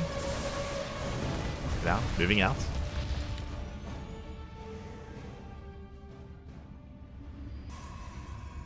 Does move out. High Templar pushing forward. Looking for those storms. Storm is ready. Ooh, yeah, brutal storms. We do get a last second split. Storms, they mainly connect with Marauders, not with the Marines. More High Templar coming in. Storm drops a little bit lackluster. They do not connect. Uh-oh. Yeah, the storms, they don't connect, and ByuN sims in. He breaks through the High Templar. Some of the storms towards the end a little bit better. herO not quite in position with his Gateway Army. And ByuN, he's pulling this off. We need one more storm. Do we have it? Not quite. There we go. High Templar, they move in. There's the NG overcharge. A messy fight for herO, but herO does survive. Whew, okay. It's very messy. Again, the storms that weren't quite connecting the way that he was hoping for, but still has enough. Oh, hero's coming in. Shows the EMPs. Massive EMP. EMP does pop up. Despite that, oh my god, storm still connects. And GG gets called herO. He still breaks through, and herO ties up the series 1-1. GG. GG, well played. herO does tie things up. And we're going to game 3. I think ByuN keeps moving out too early. I mean, that early push from ByuN did make sense because of the start of the game. As a reminder, ByuN had a very rough start to game 2 where he lost his drop for nothing. He was bleeding out SCVs, and on top of that, herO got away with a Stargate opener. An opener that typically you want to punish. So the move out made sense for ByuN. Unfortunately, if you remember, ByuN got scouted. Remember, there was a hallucination. There was a hallucinated Phoenix that moved out across the map that did see ByuN's move out, and it allowed herO to just pick away at the reinforcements, to get in position, to warp in. Like herO, he had the foresight of knowing that the push was coming, and was able to shut it down. If herO missed it, then maybe ByuN is successful, and maybe ByuN breaks the third base. But alas, it was a committed move there by ByuN, and herO was able to confirm it. And again, I don't really blame ByuN for going for it just because the other game was so rough. Like, it almost felt like ByuN was forced to make that decision, either to be hyper aggressive or be hyper greedy, right? Like, the other option I think would be to rush into a third CC, but then you're still kind of like playing from behind a little bit. Oh. Regardless, GG. GG, well played. With that, herO, he was able to scout, able to shut down the push, and I mean, despite that, it was still a very close end of the game. Like, this, again, the storms were not ideal. But regardless, GG. GG, well played. And here we go, we're getting into our next game.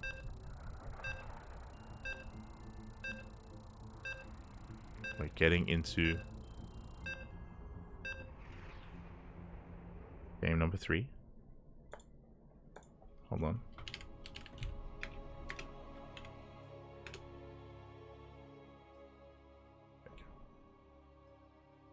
Getting into game 3, and we'll see who takes the lead. Who takes the lead in the series? We'll see where this takes us. As spawning in the bottom right hand corner of El Dorado, we have our South Korean Protoss player, the Blue Protoss, tying up the series 1-1. Fighting back, it is herO. And spawning in the bottom left hand corner, we have the red Terran player from South Korea being forced into a tied series. We'll see if we can bring it back. It is ByuN for Shopify.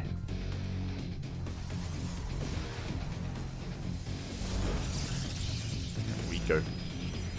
The storms, Baku, the storms. That's crazy.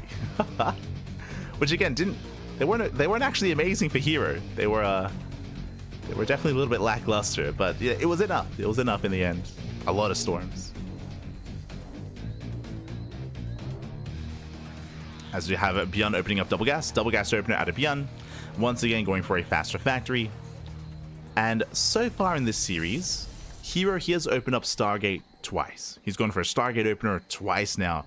Does he do it again? I can see the value in a Stargate opener here on El Dorado. Like, it is so risky to do that on Whispers of Gold, but here on El Dorado, it is harder to Reaper Scout as there's no Reaper Cliff into the main. Likewise, the rush distance by air is shorter, so you can try to get away with it. I do think it's still risky though, still very risky. We'll see if he goes for it. We'll see what tech herO throws down. But now, standard openers. Love the laugh, so happy and infectious. I hate back. I hate back. Thank you, thank you. You appreciate it. As herO, he gets a full scout. He confirms both gases. Both gases are confirmed. He's of course aware of the faster factory. Speaking of Reaper Cliffs, I mean, they're being walled off as we speak. So again, there's no way into the main base, and we're fully walling off the low ground here as well. Making sure Reapers do not scout, which means we could hide a Stargate. It's possible.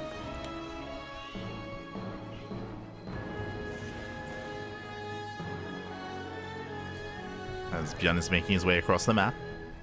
Likewise, so is herO. Adept moves out. Reaper as well, they do pass by each other. Ooh, and it's going to be a Twilight Council. Okay, okay. I was curious because if we wanted to hide some tech, we'd need another pylon because there was no extra pylon in the main base. Alas, Twilight Council part of the wall. Much more standard opener this time by herO. Much more standard. So Twilight Council. Now from here, I say standard. We could still be aggressive. This could be 2 Gape Link, 3 Gape Link, or 4 Gape Link Stalker. We'll keep an eye on herO. We'll see how aggressive he plans on being. Oh, as ByuN, he attempts to hide. Oh! He gets found. No! Does get found. One more shot. And there's no escaping this. The Reaper is going to be shut down. Nice cleanup there by herO. ByuN did thankfully scout the tech. He did get eyes on the Twilight Council. So ByuN is aware of the much more standard opener this time. As going into early tank production. So Safety Cyclone into tank. CC is on the way. 1-1-1. With this early tank, my apologies, if we go for a medevac, this could be for a tank drop. This is looking like an early push here from ByuN. Okay. Show us the medevac. Yeah, medevac is on the way. He's going for the drop. So this is hyper aggressive here by ByuN. Now, this is designed to like hard counter a Stargate opener. As we know, and as ByuN now knows, it's not a Stargate opener. So we'll see if ByuN can still pull this off. This is hyper aggressive. There's the first tank. Second tank is on the way. And herO has not seen this. herO, he is unaware. herO, he does not have the center Zelnaga. Doesn't know what's going on. He is going to be opening up 2 Gape Link, which is okay. He will have some stalkers to work with. Here we go. Here comes the drop. Here comes the tank. And ByuN is going for the kill. The tech, the production is exposed. He can go for the pylon. herO rushing into it's 2 Gape Link into a throw. A greedy build here by herO. Maybe too greedy. The adepts they get caught out. Massive pickups. herO doesn't have much to work with. He has nothing left.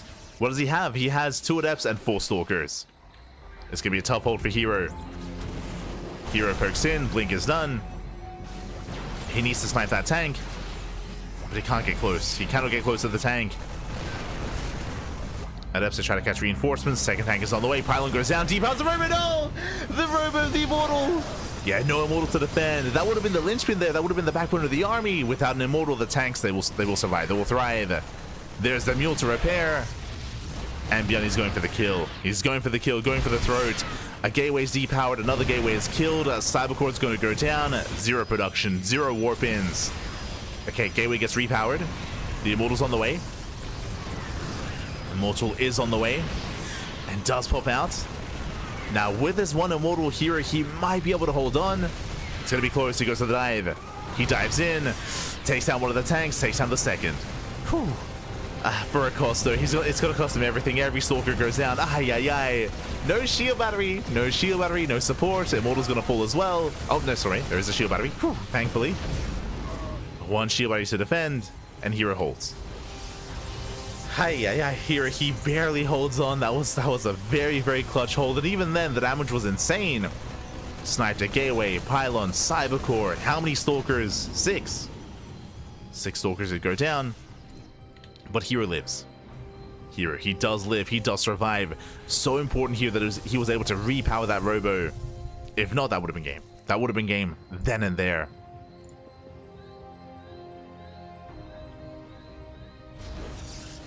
And now we need to take a breath. We need to calm down, Bob. You need to calm down. ByuN behind this, what do I see? 2 more Raxes. 2 more Raxes on the way. I didn't see a 3rd CC. I don't hear no bell, Pappy. There's no 3rd command center. This could turn into a 2-base all-in with a sim timing with 1-1, and we pull the boys. Basically, we're looking for add-ons. We'll see if ByuN makes add-ons or not on these Raxes. If he doesn't make add-ons, then it's going to be a 2-base all-in. If he does, then he can get a 3rd CC and build up towards a longer game.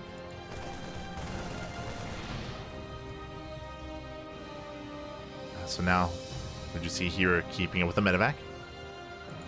Building up more Marauders. From here, Blink into Charge, into Colossus. Here, he's getting there. Now, what's important is that here, after surviving, He got away with a third. Remember, it was a third Nexus off of a 2-gate opener. It was a very greedy build by herO, and technically did get away with it. Did get away with it. So economically, herO is skyrocketing ahead. ByuN, he did go for the add-ons. Yep, threw down the add-ons, which means third CC. Third CC is on the way. ByuN is macroing out of this. He is not going for the all-in. And as we get into our macro game state, I do favor herO, because herO should now be taking a fourth. There should be a fourth base on the horizon here. herO, he's on full 3-base saturation. He's moving out. He got away with his economy.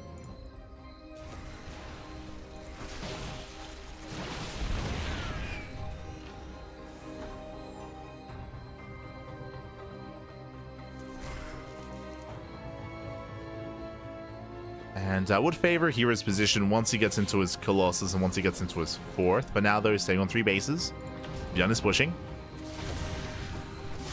ByuN's move gets spotted by the Stalker. herO is aware. Here he has charge. He has the first Colossus. It's a very Marauder-heavy composition.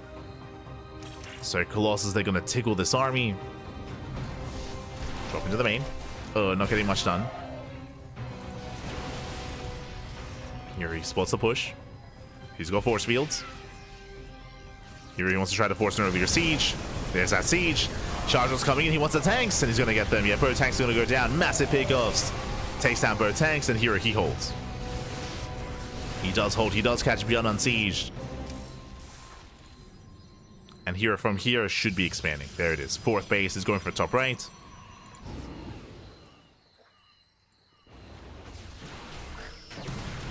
Spin control. Shuts down the Widowmine.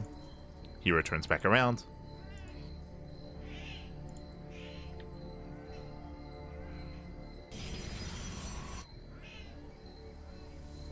herO turns back.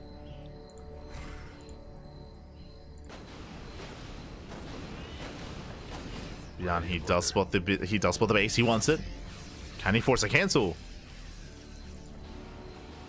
For the most part, here is keeping up with the rotations.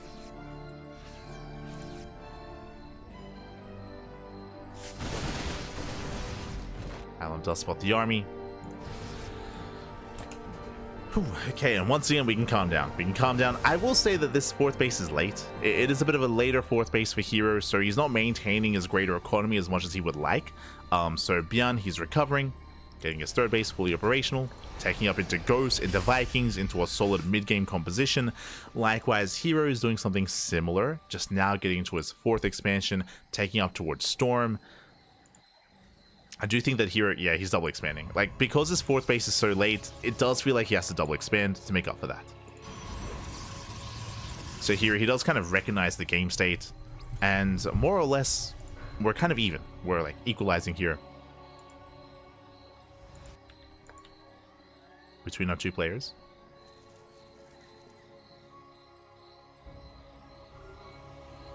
Of course, herO has the potential to get away with this southern base, but ByuN is being active.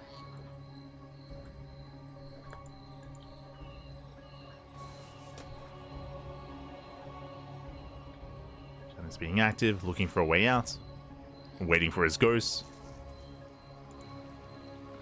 This is also why, for those that are curious, if you've been watching TVP as of late, for a very long time, TVP was, you would consider 3 Colossus the most you would ever make, just because any more and you would do, it would be inefficient. You do like overkill or overdamage, just because extra swipes on Marines wouldn't mean anything. But in the current meta of TVP over the past year, it's so Marauder heavy that a 4th Colossus does make sense. And we do often see up to 4 Colossus as well, just because there are so many Marauders. Meanwhile, herO pushing in, catching out some of the bio. Speaking of 4 Colossus, that's what we have, which is now like the new meta against Mass Marauder. Storm coming in, Disruptors on the horizon. Oof. Yeah, the bio army getting caught out. So far, a bit of engage here from the Colossus. 2 Colossus wasting DPS here on the CC. Oh, but GG gets called. Yeah, it's just too much to handle. And ByuN, the spirit is broken. herO, he will take game number 3. Whew, GG. GG, well played here. He does take the third game there. ByuN, again, a really rough angle of attack. He was just taking so many hits from those Colossus, and he could not really close that gap either. We spoke earlier, ByuN, he was so close to breaking herO. He was so close. If you remember with that early push, he was killing production, sniping tech. He was breaking herO until the Immortal arrived. And you saw how important that Immortal was to the defense for herO. Here he barely held on, got away with the third base, and with that was able to persevere in the end. GG. GG, well played. Ooh, still a very intense game though. Still a very intense game state. With that, that leads us into game 4. And we'll see if ByuN can bounce back. We'll see if he can bounce back, and we'll see if he can bring us to the ace match. And just to reiterate, I feel like that early push that ByuN went for in El Dorado is more designed to like hard counter Stargate play. Is more designed against that sort of stuff. Unfortunately, it was Twilight Council into Robo. I mean, herO was still going for an insanely fast third base, which is why that defense was so close, because herO was being so greedy. Got away with it in the end, and that leads us here into ley lines. Let's go. Leads us into ley lines. Kind of early GG. I mean, early in the sense that that there was still potential in that fight, especially because like there was some wasted DPS from the Colossus. Like ByuN could have still played that out, and the fight could have maybe gone a little bit better his way, possibly, depending on how the fight went out. But yeah, ByuN, he didn't like his position, didn't like what he was up against, tapped out more towards the beginning of the fight instead.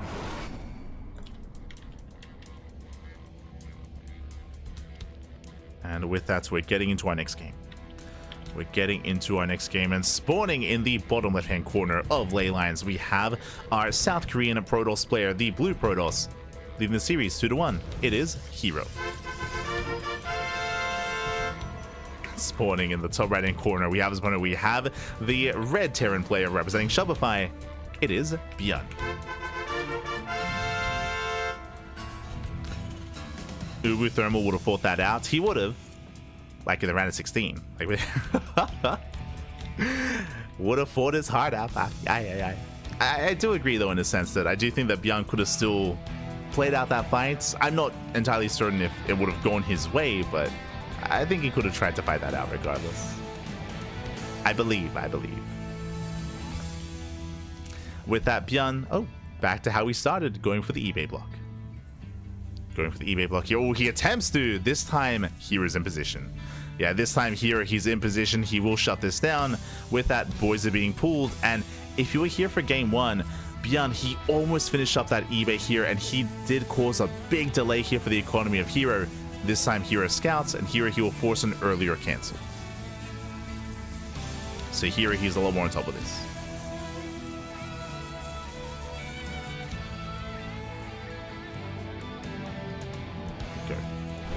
And there it is. There's the expansion. So ByuN not getting the damage he was hoping for. He does force some lost mining time. True. Does force some lost mining time, but outside of that, ByuN, he does pull back, does pull away. herO with a much more comfortable start, and ByuN, he expands back at home. Does expand back at home.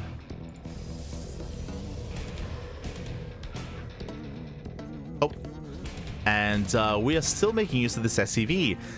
This is quite committed here. Are we going for a proxy 1-1? Are we going factory into proxy Hellion into Hellion drop into the main? That's what I'm leaning towards here. Remember, this is not an all-in. It's not an all-in, so we're not going like proxy tank. I don't think we're going proxy Cyclone. I'm leaning more towards proxy Starport, which is still quite committed, I should say. Hi. ByuN, what are we cooking, ByuN? What are we cooking? Let him cook. Do you have our Twilight Council on the way? Yep, there's a Hellion. Show us the Starport. Yep, Hellion drop. Okay. So again, it's going to be proxy Hellion drop. Now, on the one hand, this has a lot of potential to do damage. So the goal here, for those that are curious when it comes to the numbers, 3 Hellions. It takes 3 Hellions to one-shot a probe. And because Hellions do splash damage, made 3 Hellions, they can annihilate a mineral line real fast and real quick. So again, typically you want a 4th Hellion just so you can have some wiggle room. You're going to probably lose a Hellion in the process. But regardless, 3 Hellions are the minimum that you want. Medevac is on the way, and we could potentially just cripple the economy early on. The downside, as you can imagine, is your production is out in the open, and it's going to be a long road to float back home. Like, there's going to be a big window in time. If this doesn't do damage, then you're going to have zero factory and startup production for an extended period, and here is going to snowball out of control. So this is very committed. Not all in, but it has to do damage as ByuN is expanding. ByuN does expand. Here comes that third Hellion. As we mentioned, 3 Hellion is the minimum that you want, and it is what ByuN has. Going for the drop. We have a Liberator Widowmine follow-up. Let's go. ByuN dropping in.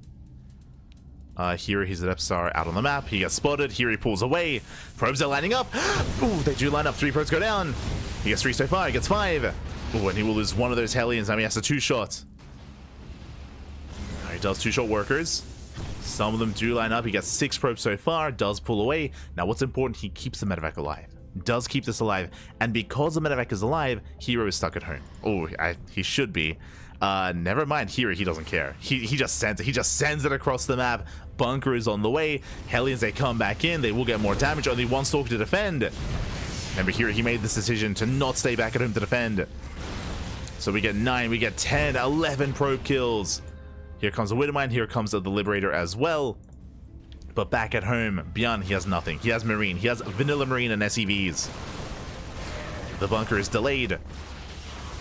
Does herO have enough to break through this, though? Oh, as the bunker does finish. Bunker completes. Where's that Liberator? We're still waiting for it. Meanwhile, here he blinks into the main. Blinks into the main base. He camps the production. Marines forced out of the bunker. More boys being pulled. Liberator makes his way into the main. And here he commits. And here he might have too much. He might have just far too much here. Remember, no stim and no tanks, no cyclones, no nothing back at home, just Marine and Marauder.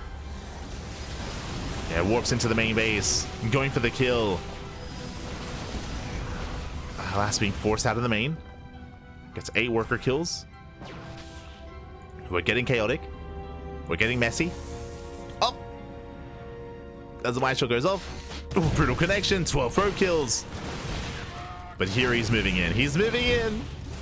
Again, ByuN, he doesn't really have much of an army. He has 1 Marauder. 1 Marauder holding the line. Here he can go for the dive. For now, blinking back. GG gets called. He breaks the economy. 25 SCV kills. 27 even. Everything goes down. And with that, GG herO, he does take the series. He is this week's KSL champion. GG. Whew. GG, well played. A very, very scrappy game. Again, ByuN, he was committed. He went for the Hellion drop. The Hellions did do a lot of damage, but herO, he went for the risky move. What did he do? He knew that he was vulnerable back at home. He was losing a lot of workers back at home, but herO, he also knew that ByuN had nothing to defend. ByuN, he had a bunker. He had Vanilla Marines and Vanilla Marauders, and not many of them either. So herO, he went for the kill. He knew that ByuN would be vulnerable. He knew that the production was proxied. And ByuN was barely broken. And even though ByuN, he had a bunker, we saw that herO, he just avoided it. He just avoided the bunker. He avoided the bunker in the end. Did go straight for the main. GG. GG, well played. Very intense, very messy, and very back and forth as well. Even though it was a 3-1 in favor of herO, even though herO is our champion, congratulations, ByuN did make him work for it, and a lot of these games were quite close. A lot of these games were close, they were intense, they were back and forth. GG. GG, well played. It's great to see ByuN doing well, and of course, amazing to see herO getting another win. Fun fact, Chicken Man, he just gave us a fun fact. herO, he has not lost a single KSL, which makes sense. Like herO, he is usually the champion in these tournaments. Like he does typically farm KSLs. He has won more KSLs than any other player in the history of the Korean StarCraft League, and this year, undefeated. This year, herO, he is undefeated. As we catch up on the bracket. For those that are curious, who is the second most winning player in KSL? That is Dark. Dark, he's got the second most wins in KSL. But again, Dark, he is retiring soon, or he is going to the military soon. For those that weren't here at the start of the broadcast, bit of an announcement.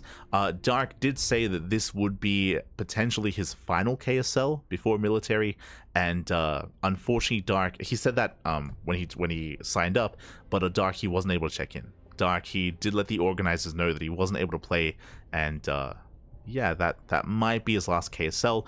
This might not be Dark's last tournament. I should emphasize this is a bi-weekly. KSL, it's a bi-weekly, so every fortnight. Every 2 weeks we have a KSL. So in that 2-week period, Dark, he might play like, you know, Wardy TV Monday or like a Pigasaur Monday. It's possible that he might still play in another event this week, but Dark, he is alluding to the fact that in 2 weeks, most likely he is going to be in the military. So yeah, it's wrapping up. I mean, we knew this coming into the year. For those who don't know, Dark, he left his team back in December, and he had a speech during the Kespa Cup Awards, or the Kespa Awards, talking about how, you know, the reason why he left Talon Esports was because of his military service, because he was going soon, and that's why the contract ran up. That's why they didn't re-sign, and that's also why Dark hasn't been playing in many tournaments. Like Dark, he's been very rarely signing up for tournaments, just because that has been looming on the horizon. So yeah, best of luck to Dark, best of luck, and hopefully we're able to see him like in one more event before that does arrive. Farming him with KSL is wild. I mean, the problem is that usually who is the one that stops herO? It's Dark, right? Like Dark is usually like the Su, if you will, or the Kong to herO, and usually challenges him. But without any Dark, like herO, he's got no one to stop him. No one yet. We kind of have like a slot available here for someone to rise up, whether it's ByuN, whether it's Cure, whether it's Xian, Classic. We'll see which of these players does become herO's next rival in these Korean events. Because historically it was Dark. It was like Dark and herO going back and forth. So we'll see.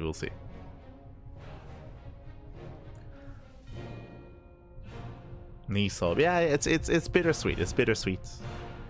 You know, much love to Dark. But with that, GG. With that, GG, well played. Hope you all enjoyed today's broadcast. Hope you all enjoyed today's event. As that does wrap up our KSL. And again, the Korean StarCraft League is a bi-weekly tournament every fortnight. So the next event is going to be in 2 weeks. In 2 weeks' time is the next KSL. Otherwise, going over our weekly schedule here, we have another broadcast later on this evening. We're going to be live with Master Swan Open. That is going to be at 7 p.m. KST. It's going to be at 9 p.m. AEST. That is going to be in 3 hours. In 3 hours' time, we are going to be live here once again with the Masters 1 Open. If you're curious, what is the MSO? What is the Masters 1 Open? That is a tournament for Masters players. It's a tournament for more amateur players. So if you're between the leagues of Bronze and Masters 2, then hey, you can play in this tournament. Let's say Masters 2, it is 4.7k. 4.7k and below are eligible to play and compete in this tournament. So it is a monthly event, and it's an event that we host, that we run, and that is funded via our Patreon. Shout out and thank you so much to all of our patrons, by the way. Our Patreon is designed to fund our tournaments like MSO, SDO, and STC. That's bam. There it is. You can see our 3 tournaments there on my right hand side. They are the events that we do host on a regular basis, and they're the events that are funded via Patreon. So thank you so much to all our patrons. You can see our Patreon goal under the graphic. We currently do earn 425 USD a month. And of course, we're almost at our next goal. So thank you so much for all support. We actually got a new patron last night. So thank you so much for all the patrons. Thank you so much. We do appreciate it. And we are one step closer to our next goal. Currently, 100% of the money on Patreon goes towards our tournaments. It all goes towards the players, or goes towards the prize pool. And the next goal is the case as well, to boost the prize pool of Sparkling Tuna Cup. After that, a future goal would be to pay admins and to pay casters. That would be the ideal, but right now it all goes towards the players. So if you want to help support the players, if you want to help support the scene, the community, then Patreon is the place to be. Thank you so much. Do appreciate the support. Otherwise, with that, we're wrapping up. We're wrapping up here for the time being. I did say that I was thinking about doing a replay cast, but because I do have a couple of viewer replay casts that are banked up, but again, it's 3 hours till the next cast, so I don't think it would be wise. I do need some time to get ready for it, so the viewer replay cast is going to be postponed for the time being. I do want to say that we can bring it back next week. I'm sure we'll find some room. I'm sure we'll find some room for a replay cast. Fingers crossed. We'll get there. Copium. Otherwise, thanks for watching. Thanks for watching. Thanks for support. Tomorrow we're going to be back with 3 events. We have Firegrow Cup, SEL Masters Show Match, and Sparkling Tuna Cup as well. So there's a lot of content over the course of the weekend. A lot of content to come. And actually, is that a show match? Actually, it would be a good time. So tomorrow we're casting SEL Masters number 2. That is a show match between ByuN and Dark. There you go. There you go. We're going to be featuring Dark tomorrow. So Dark is playing in a show match tomorrow, and we will be able to do our viewer replay cast after that that show match between ByuN and Dark. So we got you. We got you covered. That is the plan. Otherwise, thanks for watching, thanks for the support. If you enjoy the content, consider following us. Consider following us on all the social medias, !socials in the chat, and you get a link to our Twitter, Facebook, Instagram, YouTube, Discord, all things CranKy Ducklings. We have a TikTok as well. But more importantly, if you see something that you like here, and if you cannot watch it live because we're live all the time, and we're live for NA, we're live for EU, a lot of tournaments, a lot of casting. If you see something that you want to watch, and if you can't watch it live, YouTube. YouTube is the place to be. All of our VODs are all on YouTube, so !YouTube in the chat. Check out our YouTube channel and enjoy the content there. Enjoy the content, Bobby. Otherwise, thanks for watching. Thanks for watching. We'll see you guys in 3 hours, or we'll see you tomorrow. One or the other. Again, we're live all the time, so we'll see you at some point. Otherwise, thanks for watching. Have a great day. Have a great weekend as well. Enjoy yourselves, and we'll see you guys next time. Until then, hasta luego. Ciao, papi, ciao. Hasta luego.